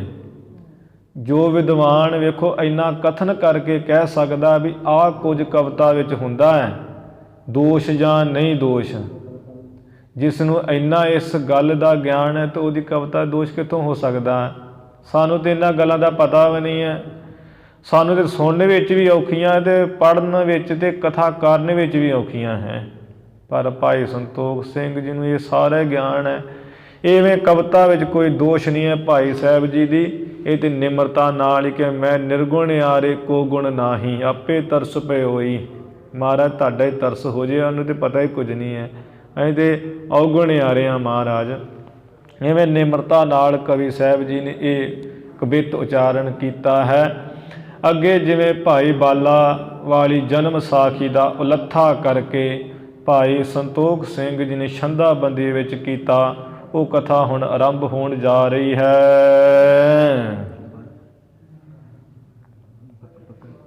ਨੋਰਾ ਸੁਰ ਸਰ ਬਕਰ ਗਤ। ਇਸ ਤਰ੍ਹਾਂ ਭਾਈ ਸੰਤੋਖ ਸਿੰਘ ਜੀ ਨੇ ਜਿਹੜਾ ਕਵਿਤ ਉਚਾਰਿਆ ਨਾ ਉੱਪਰ, ਉਹਦਾ ਹੁਣ ਇੱਥੇ ਨਿਰਣਾ ਕਰਕੇ ਦੱਸ ਰਹੇ ਹੈ। ਕਹਿੰਦੇ ਹੈ ਜਿਵੇਂ ਨੋਰਾ ਜੋ ਸੁਰ ਸਰ ਦੇਵਤਿਆਂ ਦੀ ਨਦੀ ਗੰਗਾ ਹੈ, ਉਹਦਾ ਜਿਹੜਾ ਪ੍ਰਵਾਹ ਆ ਜਿਵੇਂ ਆ ਟੇਢਾ ਜਿਹੜਾ ਹੈ ਵਿੰਗਾ ਚੱਲਦਾ ਹੈ। ਗੁਣੀ ਨਾ ਉਹ ਗੁਣੀ, ਗੁਣੀ ਨਾ ਉਹ ਗੁਣ ਜਾਨ। ਉਹ ਵਿੰਗਾ ਚੱਲਦਾ ਹੈ, ਪਰ ਜਿਹੜੇ ਗੁਣੀ ਪੁਰਸ਼ ਹੈ, ਸੰਤ ਮਹਾਂਪੁਰਸ਼ ਹੈ, ਕਮਾਈ ਵਾਲੇ ਹੈ, ਭਗਤ ਜਨ, ਕਹਿੰਦੇ ਉਹ ਉਸ ਗੰਗਾ ਦਾ ਇਹ ਕਿ ਟੇਢਾ ਪਾਣੀ ਚੱਲ ਰਿਹਾ ਹੈ, ਕੋਈ ਔਗੁਣ ਦੋਸ਼ ਨਹੀਂ ਜਾਣਦੇ। ਸਾਦਰ ਸੋ ਤਹਿ ਮਹਿ ਸਦਾ।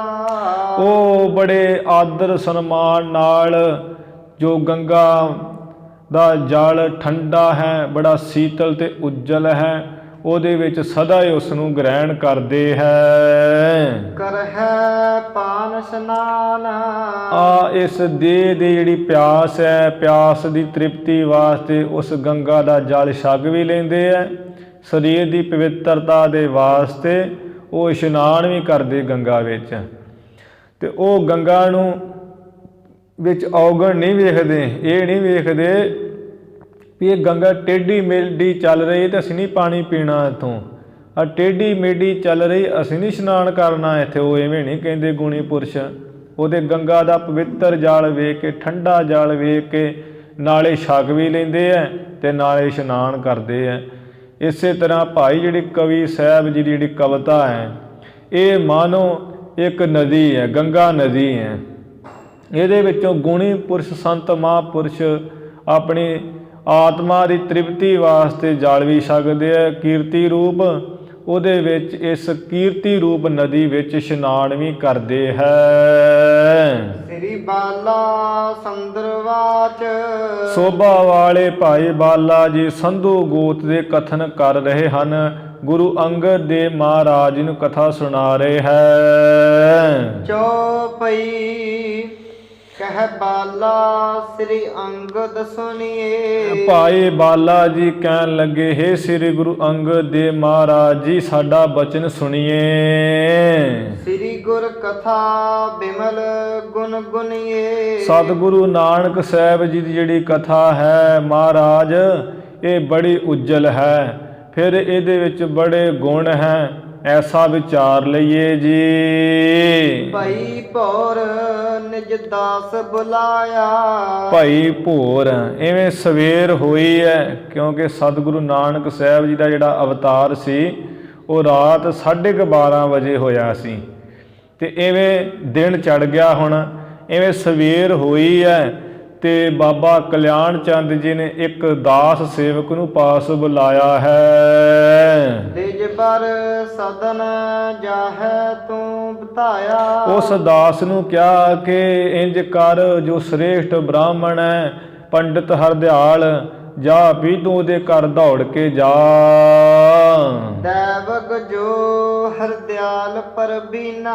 ਜੋ ਪੰਡਿਤ ਹਰਦਿਆਲ ਬ੍ਰਾਹਮਣ ਬੜਾ ਪਰਬੀਨਾ ਚਤੁਰ ਸਿਆਣਾ ਹੈ, ਤੇ ਆ ਦੇਵਗ ਜੋਤਿਸ਼ ਨੂੰ ਲਾਉਣ ਵਾਲਾ ਮਹਾਨ ਜੋਤਸ਼ੀ ਹੈ। ਆਨਹੁ ਤਾਹੇ ਬਿਲੰਬ ਬਹੀਨਾ। ਇਸ ਤਰ੍ਹਾਂ ਬਿਨਾਂ ਦੇਰੀ ਤੋਂ ਉਸ ਬ੍ਰਾਹਮਣ ਹਰਦਿਆਲ ਨੂੰ ਆ ਘਰ ਵਿੱਚ ਬੁਲਾ ਕੇ ਲਿਆਓ। ਸੁਨਤ ਦਾਸ ਦਿਜ ਸਦਨ ਸੁਜਾਈ। ਇਹ ਉਹਨੂੰ ਛੇਤੀ ਜਾ ਕੇ ਲਿਆ। ਸੁਣ ਕੇ ਦਾਸ ਜਿਹਨੂੰ ਕਿਹਾ ਸੀ ਬਾਬਾ ਕਲਿਆਣ ਚੰਦ ਜੀ ਨੇ, ਐਵੇਂ ਉਹ ਪੰਡਿਤ ਹਰਦਿਆਲ ਜੀ ਦੇ ਘਰ ਵਿੱਚ ਐਵੇਂ ਬੜੀ ਛੇਤੀ ਗਿਆ ਹੈ। ਦਰ ਪਰ ਤਿਸ਼ਟ ਗੁਹਾਰ ਸੁਨਾਈ। ਐਵੇਂ ਉਹਦੇ ਦਰਵਾਜ਼ੇ ਤੇ ਖੜੋ ਕੇ ਤੇ ਆ ਆਵਾਜ਼ ਸੁਣਾਈ ਹੈ। ਸ਼ਰੁਤਵਾ ਬਚਨ ਵਿਪਰ ਹਰਦਿਆਲਾ। ਐਵੇਂ ਪੰਡਿਤ ਹਰਦਿਆਲ ਜੀ ਬ੍ਰਾਹਮਣ ਨੇ ਆਪਣੇ ਕੰਨਾਂ ਵਿੱਚ ਉਹ ਆਵਾਜ਼ ਜਿਹੜੀ ਆਈ ਉਹ ਸੁਣੀ ਹੈ। ਆਲਾ ਦਰ ਨਿਕਸਿਓ ਤਤਕਾਲਾ। ਘਰ ਦੇ ਦਰਵਾਜ਼ੇ ਵਿੱਚ ਦੀ ਆ ਬੜੀ ਛੇਤੀ ਲੰਘਿਆ, ਘਰ ਤੋਂ ਬਾਹਰ ਆਇਆ ਹੈ। ਦਿਜਜੂ ਕਾਲੂ ਮੁਝ ਹੈ ਪਠਾਇਆ। ਤੇ ਉਹ ਦਾਸ ਨੇ ਕਿਹਾ ਹੈ ਕਿ ਦਿਜਜੂ ਇਹ ਬ੍ਰਾਹਮਣ ਜੀ, ਇਹ ਪੰਡਿਤ ਹਰਦਿਆਲ ਜੀ, ਮੈਨੂੰ ਬਾਬਾ ਕਲਿਆਣ ਚੰਦ ਜੀ ਨੇ ਆ ਤੁਹਾਡੇ ਪਾਸ ਭੇਜਿਆ ਹੈ। ਚਲੋ ਆਪ ਤਤਕਾਲ ਬੁਲਾਇਆ। ਇਸ ਕਰਕੇ ਆਪ ਚੱਲੋ, ਆਪ ਜੀ ਨੂੰ ਬੜੀ ਛੇਤੀ ਬੁਲਾਇਆ ਹੈ। ਕਹਿ ਤਿਜ ਹੋ ਆਵੋ ਕਰ ਪੂਜਾ। ਉਸ ਵਕਤ ਸਾਧ ਸੰਗਤ ਜੀ ਅੰਮ੍ਰਿਤ ਵੇਲਾ ਸੀ, ਹਲੇ ਦਿਨ ਫੋਟੀ ਰਿਹਾ ਸੀ ਤੇ ਉਹ ਬ੍ਰਾਹਮਣ ਪੰਡਿਤ ਹਰਦਿਆਲ ਜੀ ਕਹਿਣ ਲੱਗਾ ਕਿ ਹਜੇ ਤੇ ਜਿਹੜਾ ਹੈ ਦਿਨ ਹੋਇਆ ਹੈ, ਮੈਂ ਤੇ ਉਸ ਭਗਵਾਨ ਦੀ ਪੂਜਾ ਕਰਕੇ ਆਵਾਂਗਾ। ਬਹਰ ਕਰੋ ਨਹਿ ਕਾਰਜ ਦੂਜਾ। ਕਹਿੰਦੇ ਵੀ ਮੈਂ ਪਹਿਲਾਂ ਭਗਵਾਨ ਦੀ ਪੂਜਾ ਕਰਾਂਗਾ। ਐਵੇਂ ਨਹੀਂ ਸੀ ਪੰਡਿਤ ਹਰਦਿਆਲ ਜੀ, ਜਿਨ੍ਹਾਂ ਨੂੰ ਗੁਰੂ ਨਾਨਕ ਸਾਹਿਬ ਜੀ ਦੀ ਜਨਮ ਪੱਤਰੀ ਲਿਖਣ ਦਾ ਸਮਾਂ ਮਿਲਿਆ ਸੀ, ਉਹ ਤੇ ਆਪ ਵੀ ਭਗਤ ਹੀ ਸਨ। ਤੇ ਇਹ ਸਾਧ ਸੰਗਤ ਜੀ ਖੇਡ ਗੁਰੂ ਦੀ ਗੁਰੂ ਜਾਣੇ ਜਾਂ ਬ੍ਰਹਮ ਗਿਆਨੀ ਸੰਤ ਜਾਣਦੇ ਹੈ। ਅਸਾਂ ਤੇ ਇਹੀ ਕਹਿ ਦੇਣਾ ਇਹਦੇ ਪੰਡਿਤ ਸੀ ਜੀ, ਪੰਡਿਤ ਨੂੰ ਬੁਲਾਇਆ ਵੀ ਇਹ ਵੀ ਕੋਈ ਗੱਲ ਹੈ। ਇਹ ਸਾਡੇ ਵੱਸੋਂ ਬਾਹਰ ਗੱਲਾਂ ਹੈ। ਤੇ ਜਿੰਨੀ ਕੁ ਮੱਤ ਹੈ ਆਪ ਆਪਣੀ ਬੁੱਧ ਹੈ ਜੇਤੀ, ਵਰਨਤ ਭਿੰਨ ਭਿੰਨ ਤੋਹਿ ਤੇਤੀ। ਉਨੀ ਕੋਈ ਗੱਲ ਬੰਦਾ ਕਰ ਸਕਦਾ ਜਿੰਨੀ ਕੁ ਅਵਸਥਾ ਦਾ ਮਾਲਕ ਹੈ। ਐਵੇਂ ਸਾਧ ਸੰਗਤ ਜੀ ਛੇਤੀ ਬੁਲਾਇਆ ਹੈ। ਤੇ ਉਹ ਪੰਡਿਤ ਨੇ ਕਿਹਾ ਹਰਦਿਆਲ ਨੇ ਕਿ ਹਜੇ ਤੇ ਸਵੇਰ ਹੋਈ, ਮੈਂ ਪੂਜਾ ਕਰਕੇ ਆਵਾਂਗਾ ਤੇ ਪੂਜਾ ਕਰਕੇ ਪੂਰੀ, ਹੋਰ ਕੋਈ ਮੈਂ ਦੂਜੇ ਕੰਮ ਘਰ ਵਾਲੇ ਨੂੰ ਹੱਥ ਨਹੀਂ ਪਾਵਾਂਗਾ। ਜੇ ਦੂਜਾ ਕੰਮ ਕਰਾਂਗਾ ਤੇ ਉਹ ਸਿੱਧਾ ਬਾਬਾ ਕਲਿਆਣ ਚੰਦ ਦੇ ਘਰ ਹੀ ਆਵਾਂਗਾ। ਸੁਨ ਉੱਤਰ ਕੋ ਤਹਿਸ਼ਨ ਦਾਸਾ। ਇਸ ਤਰ੍ਹਾਂ ਪੰਡਿਤ ਦਾ ਉੱਤਰ ਸੁਣ ਕੇ ਦਾਸ ਬੜੀ ਛੇਤੀ ਨਾਲ ਕਾਲੂ ਪਾਸ ਕਰੀ ਅਰਦਾਸਾ। ਜਾ ਕੇ ਬਾਬਾ ਕਲਿਆਣ ਚੰਦ ਜੀ ਪਾਸ ਬੇਨਤੀ ਕੀਤੀ ਕਿ ਬਾਬਾ ਜੀ ਉਹ ਗਏ ਸੀ ਕਿਹਾ ਸੀ, ਤੇ ਉਹ ਕਹਿੰਦੇ ਵੀ ਮੈਂ ਪੂਜਾ ਕਰਕੇ ਆ ਜਾਨਾ ਹਾਂ, ਦਿਨ ਚੜੇ। ਘਟੀ ਪਾਂਚ ਲੋ ਅਰਨਾ ਕਰਕੇ। ਐਵੇਂ ਪੰਡਿਤ ਹਰਦਿਆਲ ਜੀ ਨੇ ਘਟੀ 5, 1 ਘੰਟੇ ਵਿੱਚ 2.5 ਘੜੀਆਂ ਹੁੰਦੀਆਂ, 24 ਮਿੰਟਾਂ ਦੀ ਘੜੀ ਹੁੰਦੀ ਹੈ ਤੇ 5 ਘੜੀਆਂ 2 ਘੰਟੇ ਹੋ ਗਏ। ਐਵੇਂ 2 ਘੰਟੇ ਉਸ ਭਗਵਾਨ ਦੀ ਪੂਜਾ ਕਰਕੇ ਆਇਓ ਦਵਿਜ ਸ਼ਬ ਸ਼ਗਨ ਵਿਚਰ ਕੇ। ਐਵੇਂ ਪੰਡਿਤ ਹਰਦਿਆਲ ਜੀ ਆ ਗਏ ਹੈ ਬਾਬਾ ਕਲਿਆਣ ਚੰਦ ਜੀ ਦੇ ਗ੍ਰਹਿ ਵਿਖੇ। ਆ ਚੰਗੇ ਜਿਹੜੇ ਸਗਨ ਹੈ, ਸੋਹਣੇ ਸਗਨ ਹੈ, ਐਵੇਂ ਵਿਚਾਰ ਕੇ ਕਾਲੂ ਕੋ ਸਵਾਸਤੈਨ ਸੁਨਾਇਓ। ਬਾਬਾ ਕਾਲੂ ਜੀ ਨੂੰ ਐਵੇਂ ਸਵਾਸਤੈਨ ਆਸ਼ੀਰਵਾਦ ਸੁਣਾਈ ਹੈ ਵੀ ਆ ਤੁਸੀਂ ਲੰਮਾ ਸਮਾਂ ਜਿਉਂਦੇ ਰਹੋ। ਪੇਖ ਉਸ਼ਾਹ ਕੋ ਉਰ ਹੁਲਸਾਇਓ। ਇਸ ਤਰ੍ਹਾਂ ਗੁਰੂ ਨਾਨਕ ਸਾਹਿਬ ਜੀ ਦੇ ਅਵਤਾਰ ਕਰਕੇ ਬੜੀਆਂ ਖੁਸ਼ੀਆਂ ਹੋ ਰਹੀਆਂ ਸੀ, ਉਤਸ਼ਾਹ ਹੋ ਰਹੇ ਸੀ। ਉਹ ਵੇਖ ਕੇ ਇਹ ਦਵਿਜ ਬ੍ਰਾਹਮਣ ਪੰਡਿਤ ਹਰਦਿਆਲ ਆ ਬੜਾ ਹੀ ਖੁਸ਼ ਹੋ ਰਿਹਾ ਵੇਖ ਕੇ। ਦੋਹਰਾ ਦਿਜ ਪਰ ਕੋਲ ਅਜਰ ਮਹਿ। ਐਵੇਂ ਬਾਬਾ ਕਲਿਆਣ ਚੰਦ ਜੀ ਇਹ ਪੰਡਿਤ ਹਰਦਿਆਲ ਜੀ ਨੂੰ, ਇਸ ਬ੍ਰਾਹਮਣ ਨੂੰ ਲੈ ਕਰਕੇ ਘਰ ਦੇ ਵਿਹੜੇ ਵਿੱਚ ਸਾਦਰ ਆਸਨ ਡਾਸ। ਬੜੇ ਆਦਰ ਸਨਮਾਨ ਨਾਲ ਇੱਕ ਸੁੰਦਰ ਜਿਹੜਾ ਪਲੰਗ ਢਾ ਦਿੱਤਾ ਹੈ। ਬੈਠਾਇਓ ਬਹੁ ਪਾਉ ਕਰ। ਬੜਾ ਪ੍ਰੇਮ ਕਰਕੇ ਕਿ ਇਹ ਬ੍ਰਾਹਮਣ ਜੀ ਇੱਥੇ ਬੈਠੋ, ਇਵੇਂ ਬੜਾ ਸਤਿਕਾਰ ਕੀਤਾ ਬਾਬਾ ਕਲਿਆਣ ਚੰਦ ਜੀ ਨੇ ਤੇ ਬਿਠਾ ਦਿੱਤਾ ਹੈ। ਆਪ ਬੈਸ ਤਿਸ ਪਾਸ, ਤੇ ਆਪ ਵੀ ਇਸ ਤਰ੍ਹਾਂ ਨਾਲ ਹੀ ਬੈਠ ਗਏ ਐ।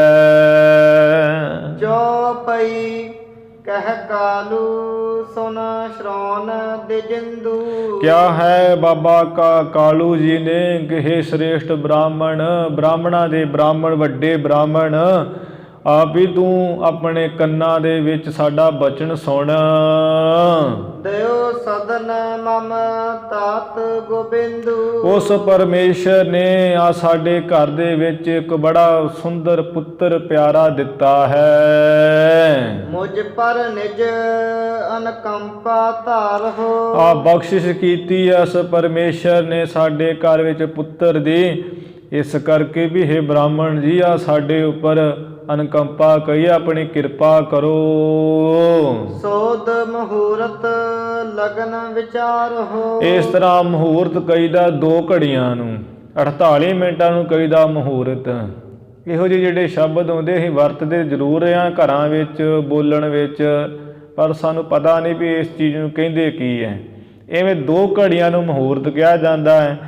ਬਾਬਾ ਜੀ ਨੇ ਕਿਹਾ ਕਿ ਬ੍ਰਾਹਮਣ ਜੀ, ਪੰਡਿਤ ਹਰਦਿਆਲ ਜੀ, ਆ ਜਿਹੜੀਆਂ ਘੜੀਆਂ ਨੂੰ ਸੋਧੋ ਤੇ ਜਿਹੜਾ ਲਗਨ, ਚੰਗਾ ਲਗਨ ਹੈ, ਉਸ ਨੂੰ ਵਿਚਾਰੋ। ਭੇਦ ਸ਼ੁਭਾ ਸ਼ੁਭ ਸਭ ਲਖ ਲੀਜੈ। ਕਿ ਮੂਰਤ ਨੂੰ ਸੋਧੋ, ਵਿਚਾਰੋ, ਇਸੇ ਤਰ੍ਹਾਂ ਲਗਨ ਨੂੰ ਵਿਚਾਰੋ ਕਿ ਆ ਜਿਹੜਾ ਚੰਗੇ ਮਾੜੇ ਦਾ ਭੇਦ ਹੈ ਉਸ ਨੂੰ ਜਾਣ ਲਈਏ। ਭਵ ਪੱਤਰੀ ਇਸ ਕੀ ਲਿਖ ਦੀਜੈ। ਇਹ ਜੋ ਬੱਚਾ ਪੈਦਾ ਹੋਇਆ ਹੈ, ਇਹਦੀ ਜਿਹੜੀ ਜਨਮ ਪੱਤਰੀ ਹੈ ਉਹ ਆਪ ਲਿਖ ਦੀਜੀਏ। ਹੁਕਮ ਕਾਗਦ ਕਾਲੂ ਆਨਹੁ। ਇਹ ਉਹੀ ਜਨਮ ਪੱਤਰੀ ਹੈ ਜਿਹੜੀ ਪੰਡਿਤ ਹਰਦਿਆਲ ਜੀ ਨੇ ਲਿਖੀ ਸੀ। ਫਿਰ ਬਾਬਾ ਲਾਲੂ ਜੀ ਪਾਸੋਂ ਭਾਈ ਬਾਲਾ ਜੀ ਲੈ ਕੇ ਤੇ ਗੁਰੂ ਅੰਗਦ ਦੇਵ ਮਹਾਰਾਜ ਦੇ ਚਰਨਾਂ ਵਿੱਚ ਖੜੀ ਸੀ, ਤੇ ਉੱਥੇ ਸਤਿਗੁਰੂ ਜੀ ਨੇ ਭਾਈ ਪੈੜਾ ਮੁਖਾ ਪਾਸੋਂ ਪੜ੍ਹਾਈ ਤੇ ਫਿਰ ਇਹ ਕਥਾ ਸ਼ੁਰੂ ਹੋਈ ਸੀ। ਇਵੇਂ ਉਹ ਪੱਤਰੀ ਲਿਖਣ ਲਈ ਬਾਬਾ ਕਲਿਆਣ ਚੰਦ ਜੀ ਨੇ ਕਿਹਾ ਹੈ। ਅੱਗੋਂ ਪੰਡਿਤ ਹਰਦਿਆਲ ਜੀ ਨੇ ਕਿਹਾ ਕਿ ਇੰਜ ਕਰੋ ਕਲਿਆਣ ਚੰਦ ਜੀ, ਆ ਜਿਹੜਾ ਕੁਮਕੁਮ ਕੇਸਰ ਹੈ ਤੇ ਇੱਕ ਕਾਗਜ਼ ਹੈ, ਇਹ ਵੀ ਤੁਸੀਂ ਲੈ ਕੇ ਆਓ। ਗਣਪਤ ਪੂਜ ਗ੍ਰਹਿਣ ਸਨਮਾਨਹੁ। ਇਸ ਤਰ੍ਹਾਂ ਜਿਹੜੇ ਆ ਵੀ ਗਣਪਤ, ਗਣਾਂ ਦਾ ਪਤੀ ਜਿਹੜਾ ਗਣੇਸ਼ ਹੈ, ਤੇ ਉਸ ਦੀ ਪੂਜਾ ਤੇ ਗ੍ਰਹਿਾਂ ਦੀ ਪੂਜਾ ਮੈਂ ਸਨਮਾਨ ਨਾਲ ਕਰਦਾ ਹਾਂ। ਕਿਉਂਕਿ ਪੰਡਿਤ ਹਰਦਿਆਲ ਜਿਹੜਾ ਸੀ ਉਹ ਤੇ ਸਾਧ ਸੰਗਤ ਜੀ ਹਿੰਦੂ ਸੀ, ਬ੍ਰਾਹਮਣ ਸੀ, ਤੇ ਉਸ ਵਕਤ ਜੋ ਬਾਬਾ ਜਿਹੜੇ ਹੈ ਬਾਬਾ ਕਲਿਆਣ ਚੰਦ ਜੀ ਹੈ, ਉਹ ਵੀ ਤੇ ਸਨਾਤਨ ਮਤ ਵਿੱਚੋਂ ਹੀ ਸੀ, ਬੇਦੀ ਵੰਸ਼ ਵਿੱਚੋਂ। ਤੇ ਇਹ ਜਿਹੜੀਆਂ ਚੀਜ਼ਾਂ ਹੈ ਇਹ ਤੇ ਉਸ ਵਕਤ ਹਟੀਆਂ ਹੈ ਜਦੋਂ ਗੁਰੂ ਨਾਨਕ ਸਾਹਿਬ ਜੀ ਪ੍ਰਚਾਰ ਕਰਨ ਲੱਗੇ ਹੈ। ਸਰੀਰ ਕਰਕੇ ਆ ਸਾਰੇ ਦੇਸ਼ਾਂ ਵਿਦੇਸ਼ਾਂ ਵਿੱਚ ਪ੍ਰਚਾਰ ਕੀਤਾ, ਤੇ ਫਿਰ ਜਾ ਕੇ ਇਹ ਜਿਹੜਾ ਸਿੱਖੀ ਧਰਮ ਉਦੋਂ ਕਾਇਮ ਹੋਇਆ ਸੀ। ਜਦੋਂ ਇਹੋ ਜਿਹੀਆਂ ਗੱਲਾਂ ਆਉਂਦੀਆਂ, ਉਹ ਜਿਹੜੇ ਕੱਚੇ ਲੋਕ ਹੈ ਉਹ ਕਹਿੰਦੇ ਵੇਖੋ ਗਣੇਸ਼ ਦਾ ਨਾਮ ਆ ਗਿਆ ਹੈ, ਆਦਿ ਗ੍ਰਹਿਾਂ ਦਾ ਨਾਮ ਆ ਗਿਆ ਹੈ, ਇਹਦੇ ਸਿੱਖ ਧਰਮ ਵਿੱਚ ਹੈ ਹੀ ਨਹੀਂ। ਉਹਨੂੰ ਇਹ ਨਹੀਂ ਪਤਾ ਵੀ ਗੁਰੂ ਨਾਨਕ ਸਾਹਿਬ ਜੀ ਦੇ ਹਜੇ ਪ੍ਰਗਟ ਹੋਏ ਹੈ ਤੇ ਜਨਮ ਪੱਤਰੀ ਲਿਖੀ ਜਾ ਰਹੀ ਹੈ, ਤੇ ਸਿੱਖੀ ਧਰਮ ਦੇ ਕਾਇਮ ਨਹੀਂ, ਤੇ ਫਿਰ ਉਸ ਵਕਤ ਕਿਹੜਾ ਸਿੱਖਿਆ ਦੇਵੇ। ਐਵੇਂ ਉਹ ਲੋਕ ਵਿਚਾਰੇ ਅਣਜਾਣ ਇਹੋ ਜਿਹੀਆਂ ਗੱਲਾਂ ਵਿਦਵਾਨ ਝੂਠੇ ਲੋਕ ਕਰਦੇ ਹੈ। ਕੱਚੀ ਅਵਸਥਾ ਵਾਲੇ ਜਿਹੜੇ ਸੁਣਨ ਵਾਲੇ ਵਿਚਾਰੇ ਅੰਧੀ ਰਈਤ ਗਿਆਨ ਵਿਹੂਣੀ, ਉਹ ਵੀ ਸੁਣ ਕੇ ਕਹਿੰਦੇ ਵੀ ਹਾਂ ਇਹ ਵਿਦਵਾਨ ਦੀ ਗੱਲ ਸਹੀ ਹੈ, ਇਹ ਵਾਕਿਆ ਇਤਿਹਾਸ ਨਹੀਂ ਸੁਣਨਾ ਚਾਹੀਦਾ, ਇਹ 'ਚ ਤੇ ਰਲਾ ਪੈ ਗਿਆ ਹੈ। ਪਰ ਇਹ ਨਹੀਂ ਵਿਚਾਰਦੇ ਵੀ ਗੁਰੂ ਨਾਨਕ ਸਾਹਿਬ ਜੀ ਤੇ ਹਜੇ ਪ੍ਰਗਟ ਹੀ ਹੋਏ ਹੈ, ਤੇ ਉਪਦੇਸ਼ ਤੇ ਹਜੇ ਕੋਈ ਕੀਤਾ ਨਹੀਂ ਹੈ। ਤੇ ਬਾਬਾ ਜਿਹੜੇ ਕਲਿਆਣ ਚੰਦ ਜੀ ਹੈ, ਬੇਦੀ ਵੰਸ਼ ਵਿੱਚੋਂ, ਸਨਾਤਨ ਮਤ ਦੇ, ਤੇ ਉਸ ਵਕਤ ਤੇ ਪਹਿਲਾਂ ਦੇਵੀ ਦੇਵਤੇ ਹੀ ਤੇ ਸਨ। ਹੋਰ ਕੌਣ ਸੀ ਉਹ ਤੋਂ ਪਹਿਲਾਂ? ਕੋਈ ਹੈ ਤੇ ਦੱਸੋ। ਜਾਂ ਪੈਗੰਬਰ ਮੂਸਾ ਮੁਹੰਮਦ ਸਾਹਿਬ ਜੀ ਆਏ ਹੈ, ਈਸਾ ਜੀ ਆਏ ਹੈ, ਹੋਰ ਕਿਹੜੇ ਆਏ ਸੀ? ਇਹ ਤੇ ਸਤਿਗੁਰੂ ਨਾਨਕ ਸਾਹਿਬ ਜੀ ਜਦੋਂ ਪ੍ਰਗਟ ਹੋਏ ਆ, ਸਿੱਖੀ ਦਾ ਪ੍ਰਚਾਰ ਕਾਇਮ ਕੀਤਾ ਤੇ ਫਿਰ ਇਹਨਾਂ ਗੱਲਾਂ ਨੂੰ ਸਾਧ ਸੰਗਤ ਜੀ ਇਹ ਕਿਰਿਆ ਨੂੰ ਛਡਾਇਆ ਹੈ। ਐਵੇਂ ਸ਼ੰਕਾ ਤੋਂ ਰਹਿਤ ਹੋ ਕੇ ਇਹ ਤਾਂ ਪਹਿਲਾਂ ਕਥਾ ਆਰੰਭ ਕਰਨ ਤੋਂ ਪਹਿਲਾਂ ਵੀ ਇਹ ਥੋੜ੍ਹੀ ਵਿਚਾਰ ਦੱਸੀ ਹੈ। ਹੁਣ ਫਿਰ ਕਿ ਸੁਣ ਲੱਗਿਆ ਕਿਤੇ ਭਰਮ ਨਾ ਪੈ ਜੇ ਤੇ ਉਹ ਬੰਦੇ ਦੀ ਸ਼ੰਕਾ ਜਿਹੜੀ ਬਣ ਜਾਂਦੀ, ਫਿਰ ਇਤਿਹਾਸ 'ਚ ਉਹਦਾ ਮਨ ਨਹੀਂ ਲੱਗਦਾ। ਇਸ ਕਰਕੇ ਦੱਸਿਆ ਜਾ ਰਿਹਾ ਹੈ ਕਿ ਪੰਡਿਤ ਹਰਦਿਆਲ ਜੋ ਸਨਾਤਨ ਮਤ ਨਾਲ ਸੰਬੰਧਿਤ ਸੀ, ਉਸ ਨੇ ਕਿਹਾ ਕਿ ਤੁਸੀਂ ਇਸ ਕੇਸਰ ਕਾਗਜ਼ ਨੂੰ ਲੈ ਕੇ ਆਓ ਬਾਬਾ ਕਲਿਆਣ ਚੰਦ ਜੀ, ਤੇ ਮੈਂ ਜਿਹੜਾ ਹੈ ਗਣਪਤ ਗਣੇਸ਼ ਤੇ ਗ੍ਰਹਿਾਂ ਦੀ ਪੂਜਾ ਸਨਮਾਨ ਨਾਲ ਕਰਦਾ ਹਾਂ। ਬਾਲਕ ਸ਼ਬਦ ਲੈ ਜੋ ਜਨਮਾ। ਬਾਕੀ ਇਹ ਜੋ ਬਾਲਕ ਪੈਦਾ ਹੋਇਆ ਹੈ ਤੇ ਇਸ ਨੇ ਜੋ ਜਨਮ ਲੈਂਦਿਆਂ ਆ ਪਹਿਲਾਂ ਹੀ ਜਿਹੜਾ ਸਭ ਤੋਂ ਸ਼ਬਦ ਲਿਆ ਹੈ ਸੋਹਣਾ, ਸੋ ਸ਼ਬਦ ਸੁਨਾਓ ਸ਼ਰਵਨਮਾ। ਉਹ ਜਿਹੜਾ ਸ਼ਰਾਵਣਮਾ, ਉਹ ਜਿਹੜਾ ਸ਼ਬਦ ਹੈ ਮੇਰੇ ਕੰਨਾਂ ਵਿੱਚ ਸੁਣਾਓ ਕਿ ਇਹ ਜਦੋਂ ਬਾਲਕ ਦਾ ਜਨਮ ਹੋਇਆ ਹੈ ਇਸ ਨੇ ਕਿਹੜਾ ਸ਼ਬਦ ਲਿਆ ਸੀ, ਕਿਹੋ ਜਿਹੀ ਆਵਾਜ਼ ਦਿੱਤੀ ਸੀ। ਭਇਓ ਕਾਲ ਕਿਸ ਜਨਮ ਸੁਨਾਵਹੁ। ਤੇ ਇਸ ਦਾ ਕਿਸ ਸਮੇਂ ਜਿਹੜਾ ਆ ਜਨਮ ਹੋਇਆ ਹੈ। ਸ਼ਬਦ ਦਾ ਅਰਥ ਇਹ ਹੁੰਦਾ ਹੈ ਕਿ ਜਦੋਂ ਬੱਚੇ ਦਾ ਜਨਮ ਹੁੰਦਾ ਹੈ ਤੇ ਜਨਮ ਹੁੰਦਿਆਂ ਬੱਚਾ ਕੀ ਹੈ, ਜਿਹੜਾ ਸਾਡੇ ਵਰਗੇ ਦੁਨਿਆਵੀ ਹੈ, ਉਹ ਰੋਂਦਾ ਬੱਚਾ ਜਨਮ ਲੈਂਦਿਆਂ ਹੀ, ਤੇ ਉਹਨੂੰ ਕਹਿੰਦਾ ਸ਼ਬਦ। ਭਾਵ ਜਨਮ ਲੈਂਦਿਆਂ ਨੇ ਕਿਹੋ ਜਿਹੀ ਆਵਾਜ਼ ਕੀਤੀ ਸੀ। ਇਹ ਪੰਡਿਤ ਹਰਦਿਆਲ ਜੀ ਕਹਿ ਰਹੇ ਬਾਬਾ ਕਲਿਆਣ ਚੰਦ ਜੀ ਨੂੰ, ਕਹਿੰਦੇ ਫਿਰ ਇਹ ਕਿਸ ਸਮੇਂ ਜਿਹੜਾ ਪੈਦਾ ਹੋਏ ਐ। ਬੁਝਹੁ ਧਾਏ ਹਜੂਰ ਬੁਲਾਵਹੁ। ਇਸ ਤਰ੍ਹਾਂ ਉਹ ਦਾਈ ਨੂੰ ਪਤਾ ਹੋਵੇਗਾ, ਦਾਈ ਨੂੰ ਤੁਸੀਂ ਬੁਲਾ ਲਓ ਆਪਣੇ ਕੋਲ ਤੇ ਉਸ ਨੂੰ ਐਵੇਂ ਪੁੱਛਾ ਲਓ। ਸ੍ਰੀ ਨਾਨਕ ਕੀ ਦੌਲਤ ਦਾਈ। ਸਤਿਗੁਰੂ ਨਾਨਕ ਸਾਹਿਬ ਜੀ ਤੋਂ ਪ੍ਰਗਟ ਹੋਏ ਐ ਤੇ ਮਾਤਾ ਜਿਹੜੀ ਦਾਈ ਦੌਲਤਾਂ ਸੀ ਉਸ ਨੂੰ ਸੁਭਾਗ ਸਮਾਂ ਇਹ ਪ੍ਰਾਪਤ ਹੋਇਆ। ਸਭ ਤੋਂ ਪਹਿਲਾਂ ਗੁਰੂ ਨਾਨਕ ਸਾਹਿਬ ਪਰਮੇਸ਼ਰ ਦਾ ਜੇ ਦਰਸ਼ਨ ਕੀਤਾ ਤੇ ਮਾਈ ਦੌਲਤਾਂ ਨੇ। ਦਾਈ ਦੌਲਤਾਂ ਧੰਨ ਹੈ ਉਹ ਮਾਈ, ਵੇਖੋ ਕਿੰਨੀ ਕਮਾਈ ਹੋਵੇਗੀ ਉਸ ਮਾਈ ਦੀ, ਜਿਸ ਨੇ ਗੁਰੂ ਨਾਨਕ ਸਾਹਿਬ ਜੀ ਦਾ ਸਭ ਤੋਂ ਪਹਿਲਾ ਦਰਸ਼ਨ ਕੀਤਾ ਹੈ। ਉਹਨਾਂ ਦੀ ਕਮਾਈ ਦੇ ਕਹਿ ਨਹੀਂ ਸਕਦੇ, ਕਿੰਨੇ ਤਪ ਕੀਤੇ ਹੋਣਗੇ, ਜਿਹੜੀ ਪਰਮੇਸ਼ਰ ਨੇ ਸੇਵਾ ਲਾਇਕ ਹੈ। ਪਹਿਲਾਂ ਇੰਨੇ ਸਾਲ ਤੁਸੀਂ ਜਾਓ ਧਰਤੀ ਮੰਡਲ ਤੇ ਐਵੇਂ ਦਾਈ ਬਣੋ ਤੇ ਅਸੀਂ ਆਵਾਂਗੇ ਤੇ ਤੁਹਾਨੂੰ ਨਾਮ ਦੇਵਾਂਗੇ। ਐਵੇਂ ਸਾਧ ਸੰਗਤ ਜੀ ਸ੍ਰੀ ਗੁਰੂ ਨਾਨਕ ਸਾਹਿਬ ਜੀ ਦੇ ਪ੍ਰਗਟ ਸਮੇਂ ਜੋ ਦਾਈ ਸੀ ਉਸ ਦਾ ਨਾਮ ਸੀ ਦੌਲਤਾ ਦਾਈ। ਸੋ ਕਾਲੂ ਤਤਕਾਲ ਬੁਲਾਈ। ਤੇ ਬਾਬਾ ਕਲਿਆਣ ਚੰਦ ਜੀ ਨੇ ਆ ਬੜੀ ਛੇਤੀ ਬੁਲਾਇਆ ਹੈ। ਪਠੇ ਦਾਸ ਸਭ ਸੋਜ ਮੰਗਾਈ। ਦਾਈ ਨੂੰ ਕੋਲ ਬੁਲਾ ਲਿਆ ਹੈ ਤੇ ਜਿਹੜੇ ਦਾਸ ਸੇਵਕ ਸੀ ਉਹ ਰਹਿੰਦੇ ਘਰ ਵਿੱਚ, ਕਿਉਂਕਿ ਬਾਬਾ ਕਲਿਆਣ ਚੰਦ ਜੀ ਚੰਗੇ ਪਟਵਾਰੀ ਸਨ, ਨੌਕਰ ਚਾਕਰ ਚੰਗੇ ਰੱਖੇ ਸੀ। ਤੇ ਉਹ ਦਾਸਾਂ ਨੂੰ ਜਿਹੜਾ ਹੈ ਉਹ ਜਿਹੜਾ ਕੋਈ ਸਮੱਗਰੀ ਸੌਦਾ ਮੰਗਵਾਇਆ ਹੈ ਪੰਡਿਤ ਜੀ ਨੇ ਉਹ ਮੰਗਵਾ ਲਿਆ ਹੈ। ਜੋ ਜੋ ਦਿਜ ਬਰ ਦੀਨ ਰਜਾਈ। ਜੋ ਸ੍ਰੇਸ਼ਟ ਬ੍ਰਾਹਮਣ ਪੰਡਿਤ ਹਰਦਿਆਲ ਜੀ ਨੇ ਆ ਕਿਹਾ ਸੀ ਵੀ ਫਲਾਣੀ ਚੀਜ਼ ਲਿਆਉਣੀ ਹੈ, ਉਹ ਮੰਗਵਾ ਲਈ ਹੈ ਦਾਸ ਨੂੰ ਭੇਜ ਕੇ ਬਾਬਾ ਜੀ ਨੇ। ਦੋਹਰਾ ਗ੍ਰਹਿ ਭਪੇਖ ਕੀ ਵਸਤ ਸਭ। ਗ੍ਰਹਿ ਭਖੇਕ ਕੀ ਵਸਤ ਸਭ, ਉਹ ਜੋ ਗ੍ਰਹਿਾਂ ਦੀ ਪੂਜਾ ਕਰਨੀ ਹੁੰਦੀ ਹੈ, ਪੂਜਾ ਆਦਿਕ ਜਿਵੇਂ ਕੀਤੀ ਜਾਂਦੀ, ਉਹ ਸਾਰੀ ਹੈ ਆ ਵਸਤੂਆਂ ਕਾਲੂ ਤਹ ਤੇ ਲਿਆਏ। ਬਾਬਾ ਕਲਿਆਣ ਚੰਦ ਜੀ ਨੇ ਉਸ ਸੇਵਕ ਨੂੰ ਭੇਜ ਕੇ ਉਹਦੇ ਕੋਲ ਲੈ ਕੇ ਤੇ ਉਹ ਪਾਸ ਹੀ ਲੈ ਆਂਦੀਆਂ ਪੰਡਿਤ ਹਰਦਿਆਲ ਜੀ ਦੇ ਪਾਸ। ਬਹਰੋ ਬੈਸਿਓ ਪਾਸ ਬਿਪ। ਫਿਰ ਇਸ ਤਰ੍ਹਾਂ ਉਹ ਜੋ ਪੰਡਿਤ ਹਰਦਿਆਲ ਜੀ ਹੈ ਉਹਨਾਂ ਦੇ ਪਾਸ ਹੀ ਬਾਬਾ ਕਲਿਆਣ ਚੰਦ ਜੀ ਬੈਠ ਗਏ ਐ। ਬਦਨ ਹੈ ਬਚਨ ਅਲਾਏ। ਤੇ ਮੁਖੋਂ ਐਵੇਂ ਦੇ ਬਚਨ ਜੇ ਕਹੇ ਐ। ਚੌਪਈ ਕੜੀ ਏਕ ਦੋ ਜਾਮ ਤਰਜਾਮਾ। ਕਿਹੇ ਪੰਡਿਤ ਹਰਦਿਆਲ ਜੀ ਜਦੋਂ ਇਹ ਬਾਲਕ ਪੈਦਾ ਹੋਏ ਐ, ਆ 2 ਪੈਰ ਰਾਤ ਦੇ ਲੰਘ ਗਏ ਸੀ ਤੇ ਇੱਕ ਜਿਹੜੀ ਘੜੀ ਉਹ ਲੰਘੀ ਸੀ ਭਾਵ ਦੁਪਹਿਰ 12 ਵਜੇ ਬੀਤ ਜਾਂਦੇ, ਇੱਕ ਘੜੀ 12:24 ਦੇ ਹੋ ਗਈ। ਇਵੇਂ 12:30 ਪੌਣੇ 1 ਦਾ ਸਮਾਂ ਸੀ। ਬੀਤੀ ਹੁਤੀ ਸਿਸ ਭਵ ਅਬਰਾਮਾ।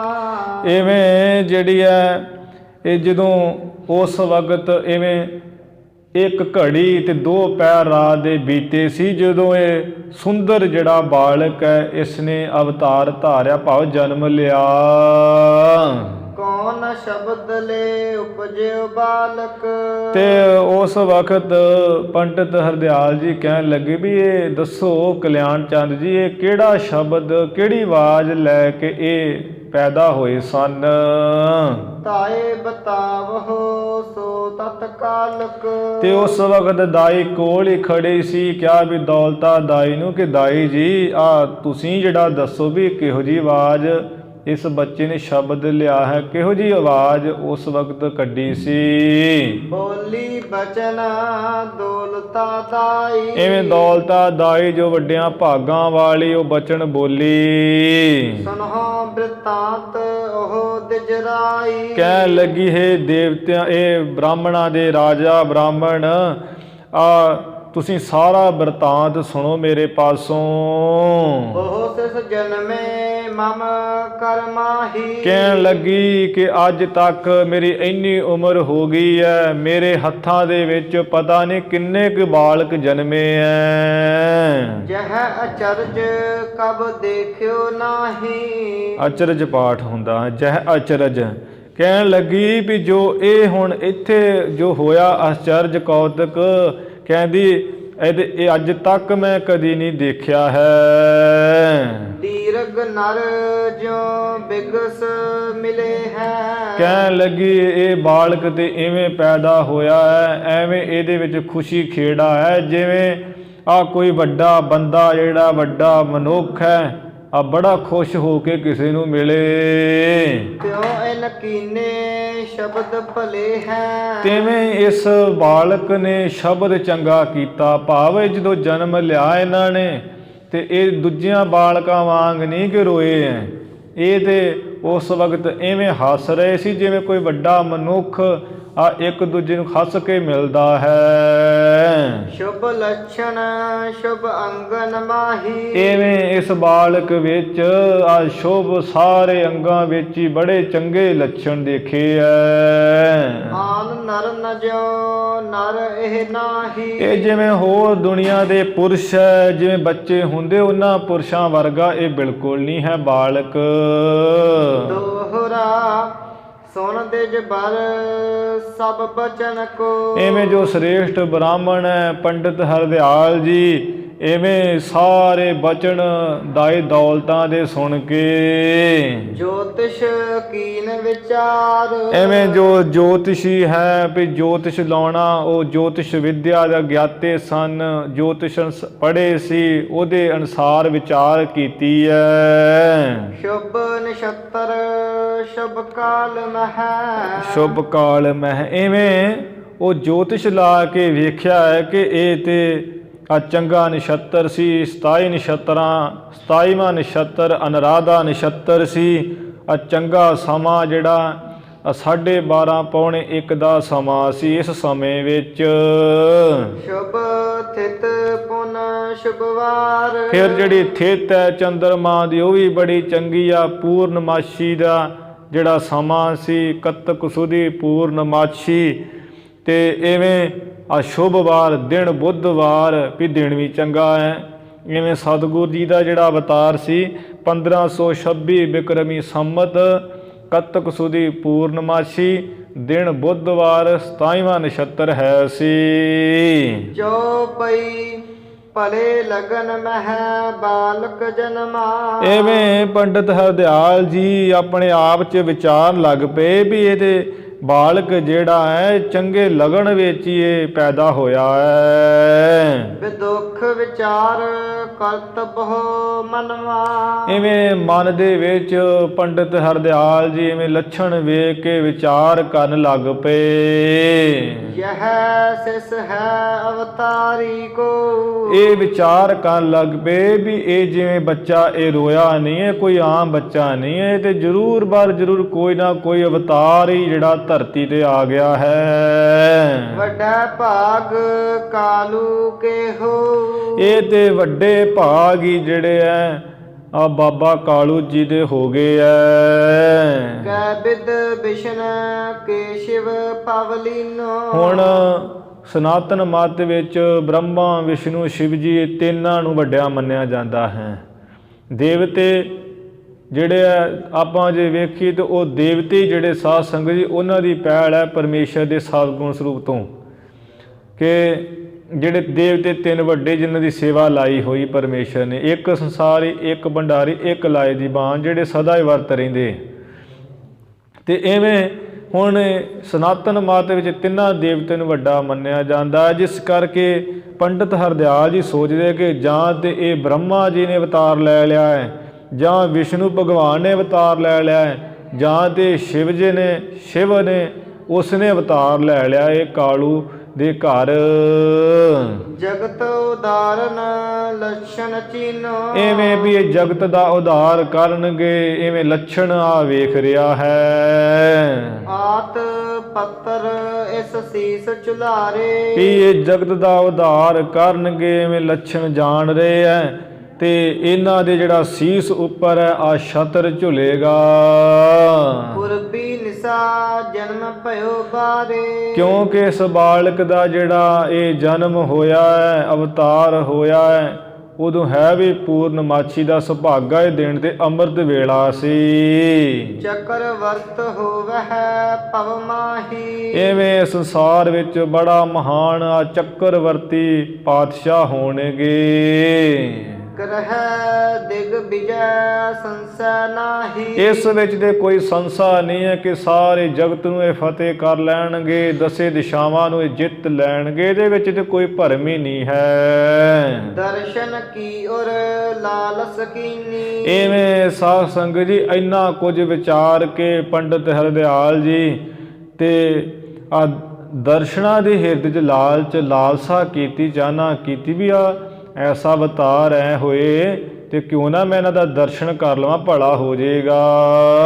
ਦੇਹ ਸਫਲ ਆਪਣੀ ਦਿਜ ਚੀਨੀ। ਕਿ ਇਹ ਜਿਹੜਾ ਸਰੀਰ ਹੈ ਇਹ ਮੇਰਾ ਸਫਲ ਹੋ ਜਾਏਗਾ। ਐਵੇਂ ਪੰਡਿਤ ਹਰਦਿਆਲ ਜੀ ਨੇ ਆਪਣੇ ਆਪ 'ਚ ਸਾਧ ਸੰਗਤ ਜੀ ਜਾਣਿਆ ਕਿ ਇਹ ਤੇ ਕੋਈ ਅਵਤਾਰ ਹੈ ਜੋ ਐਸਾ ਜਿਹੜੇ ਚਿੰਨ੍ਹ ਦੇਖੇ ਜਾ ਰਹੇ ਹੈ, ਤੇ ਕਿਉਂ ਨਾ ਇਹਨਾਂ ਦਾ ਦਰਸ਼ਨ ਕੀਤਾ ਜਾਵੇ, ਆ ਜਿਹੜੀ ਦੇਹ ਸਫਲ ਹੋ ਜਾਵੇਗੀ।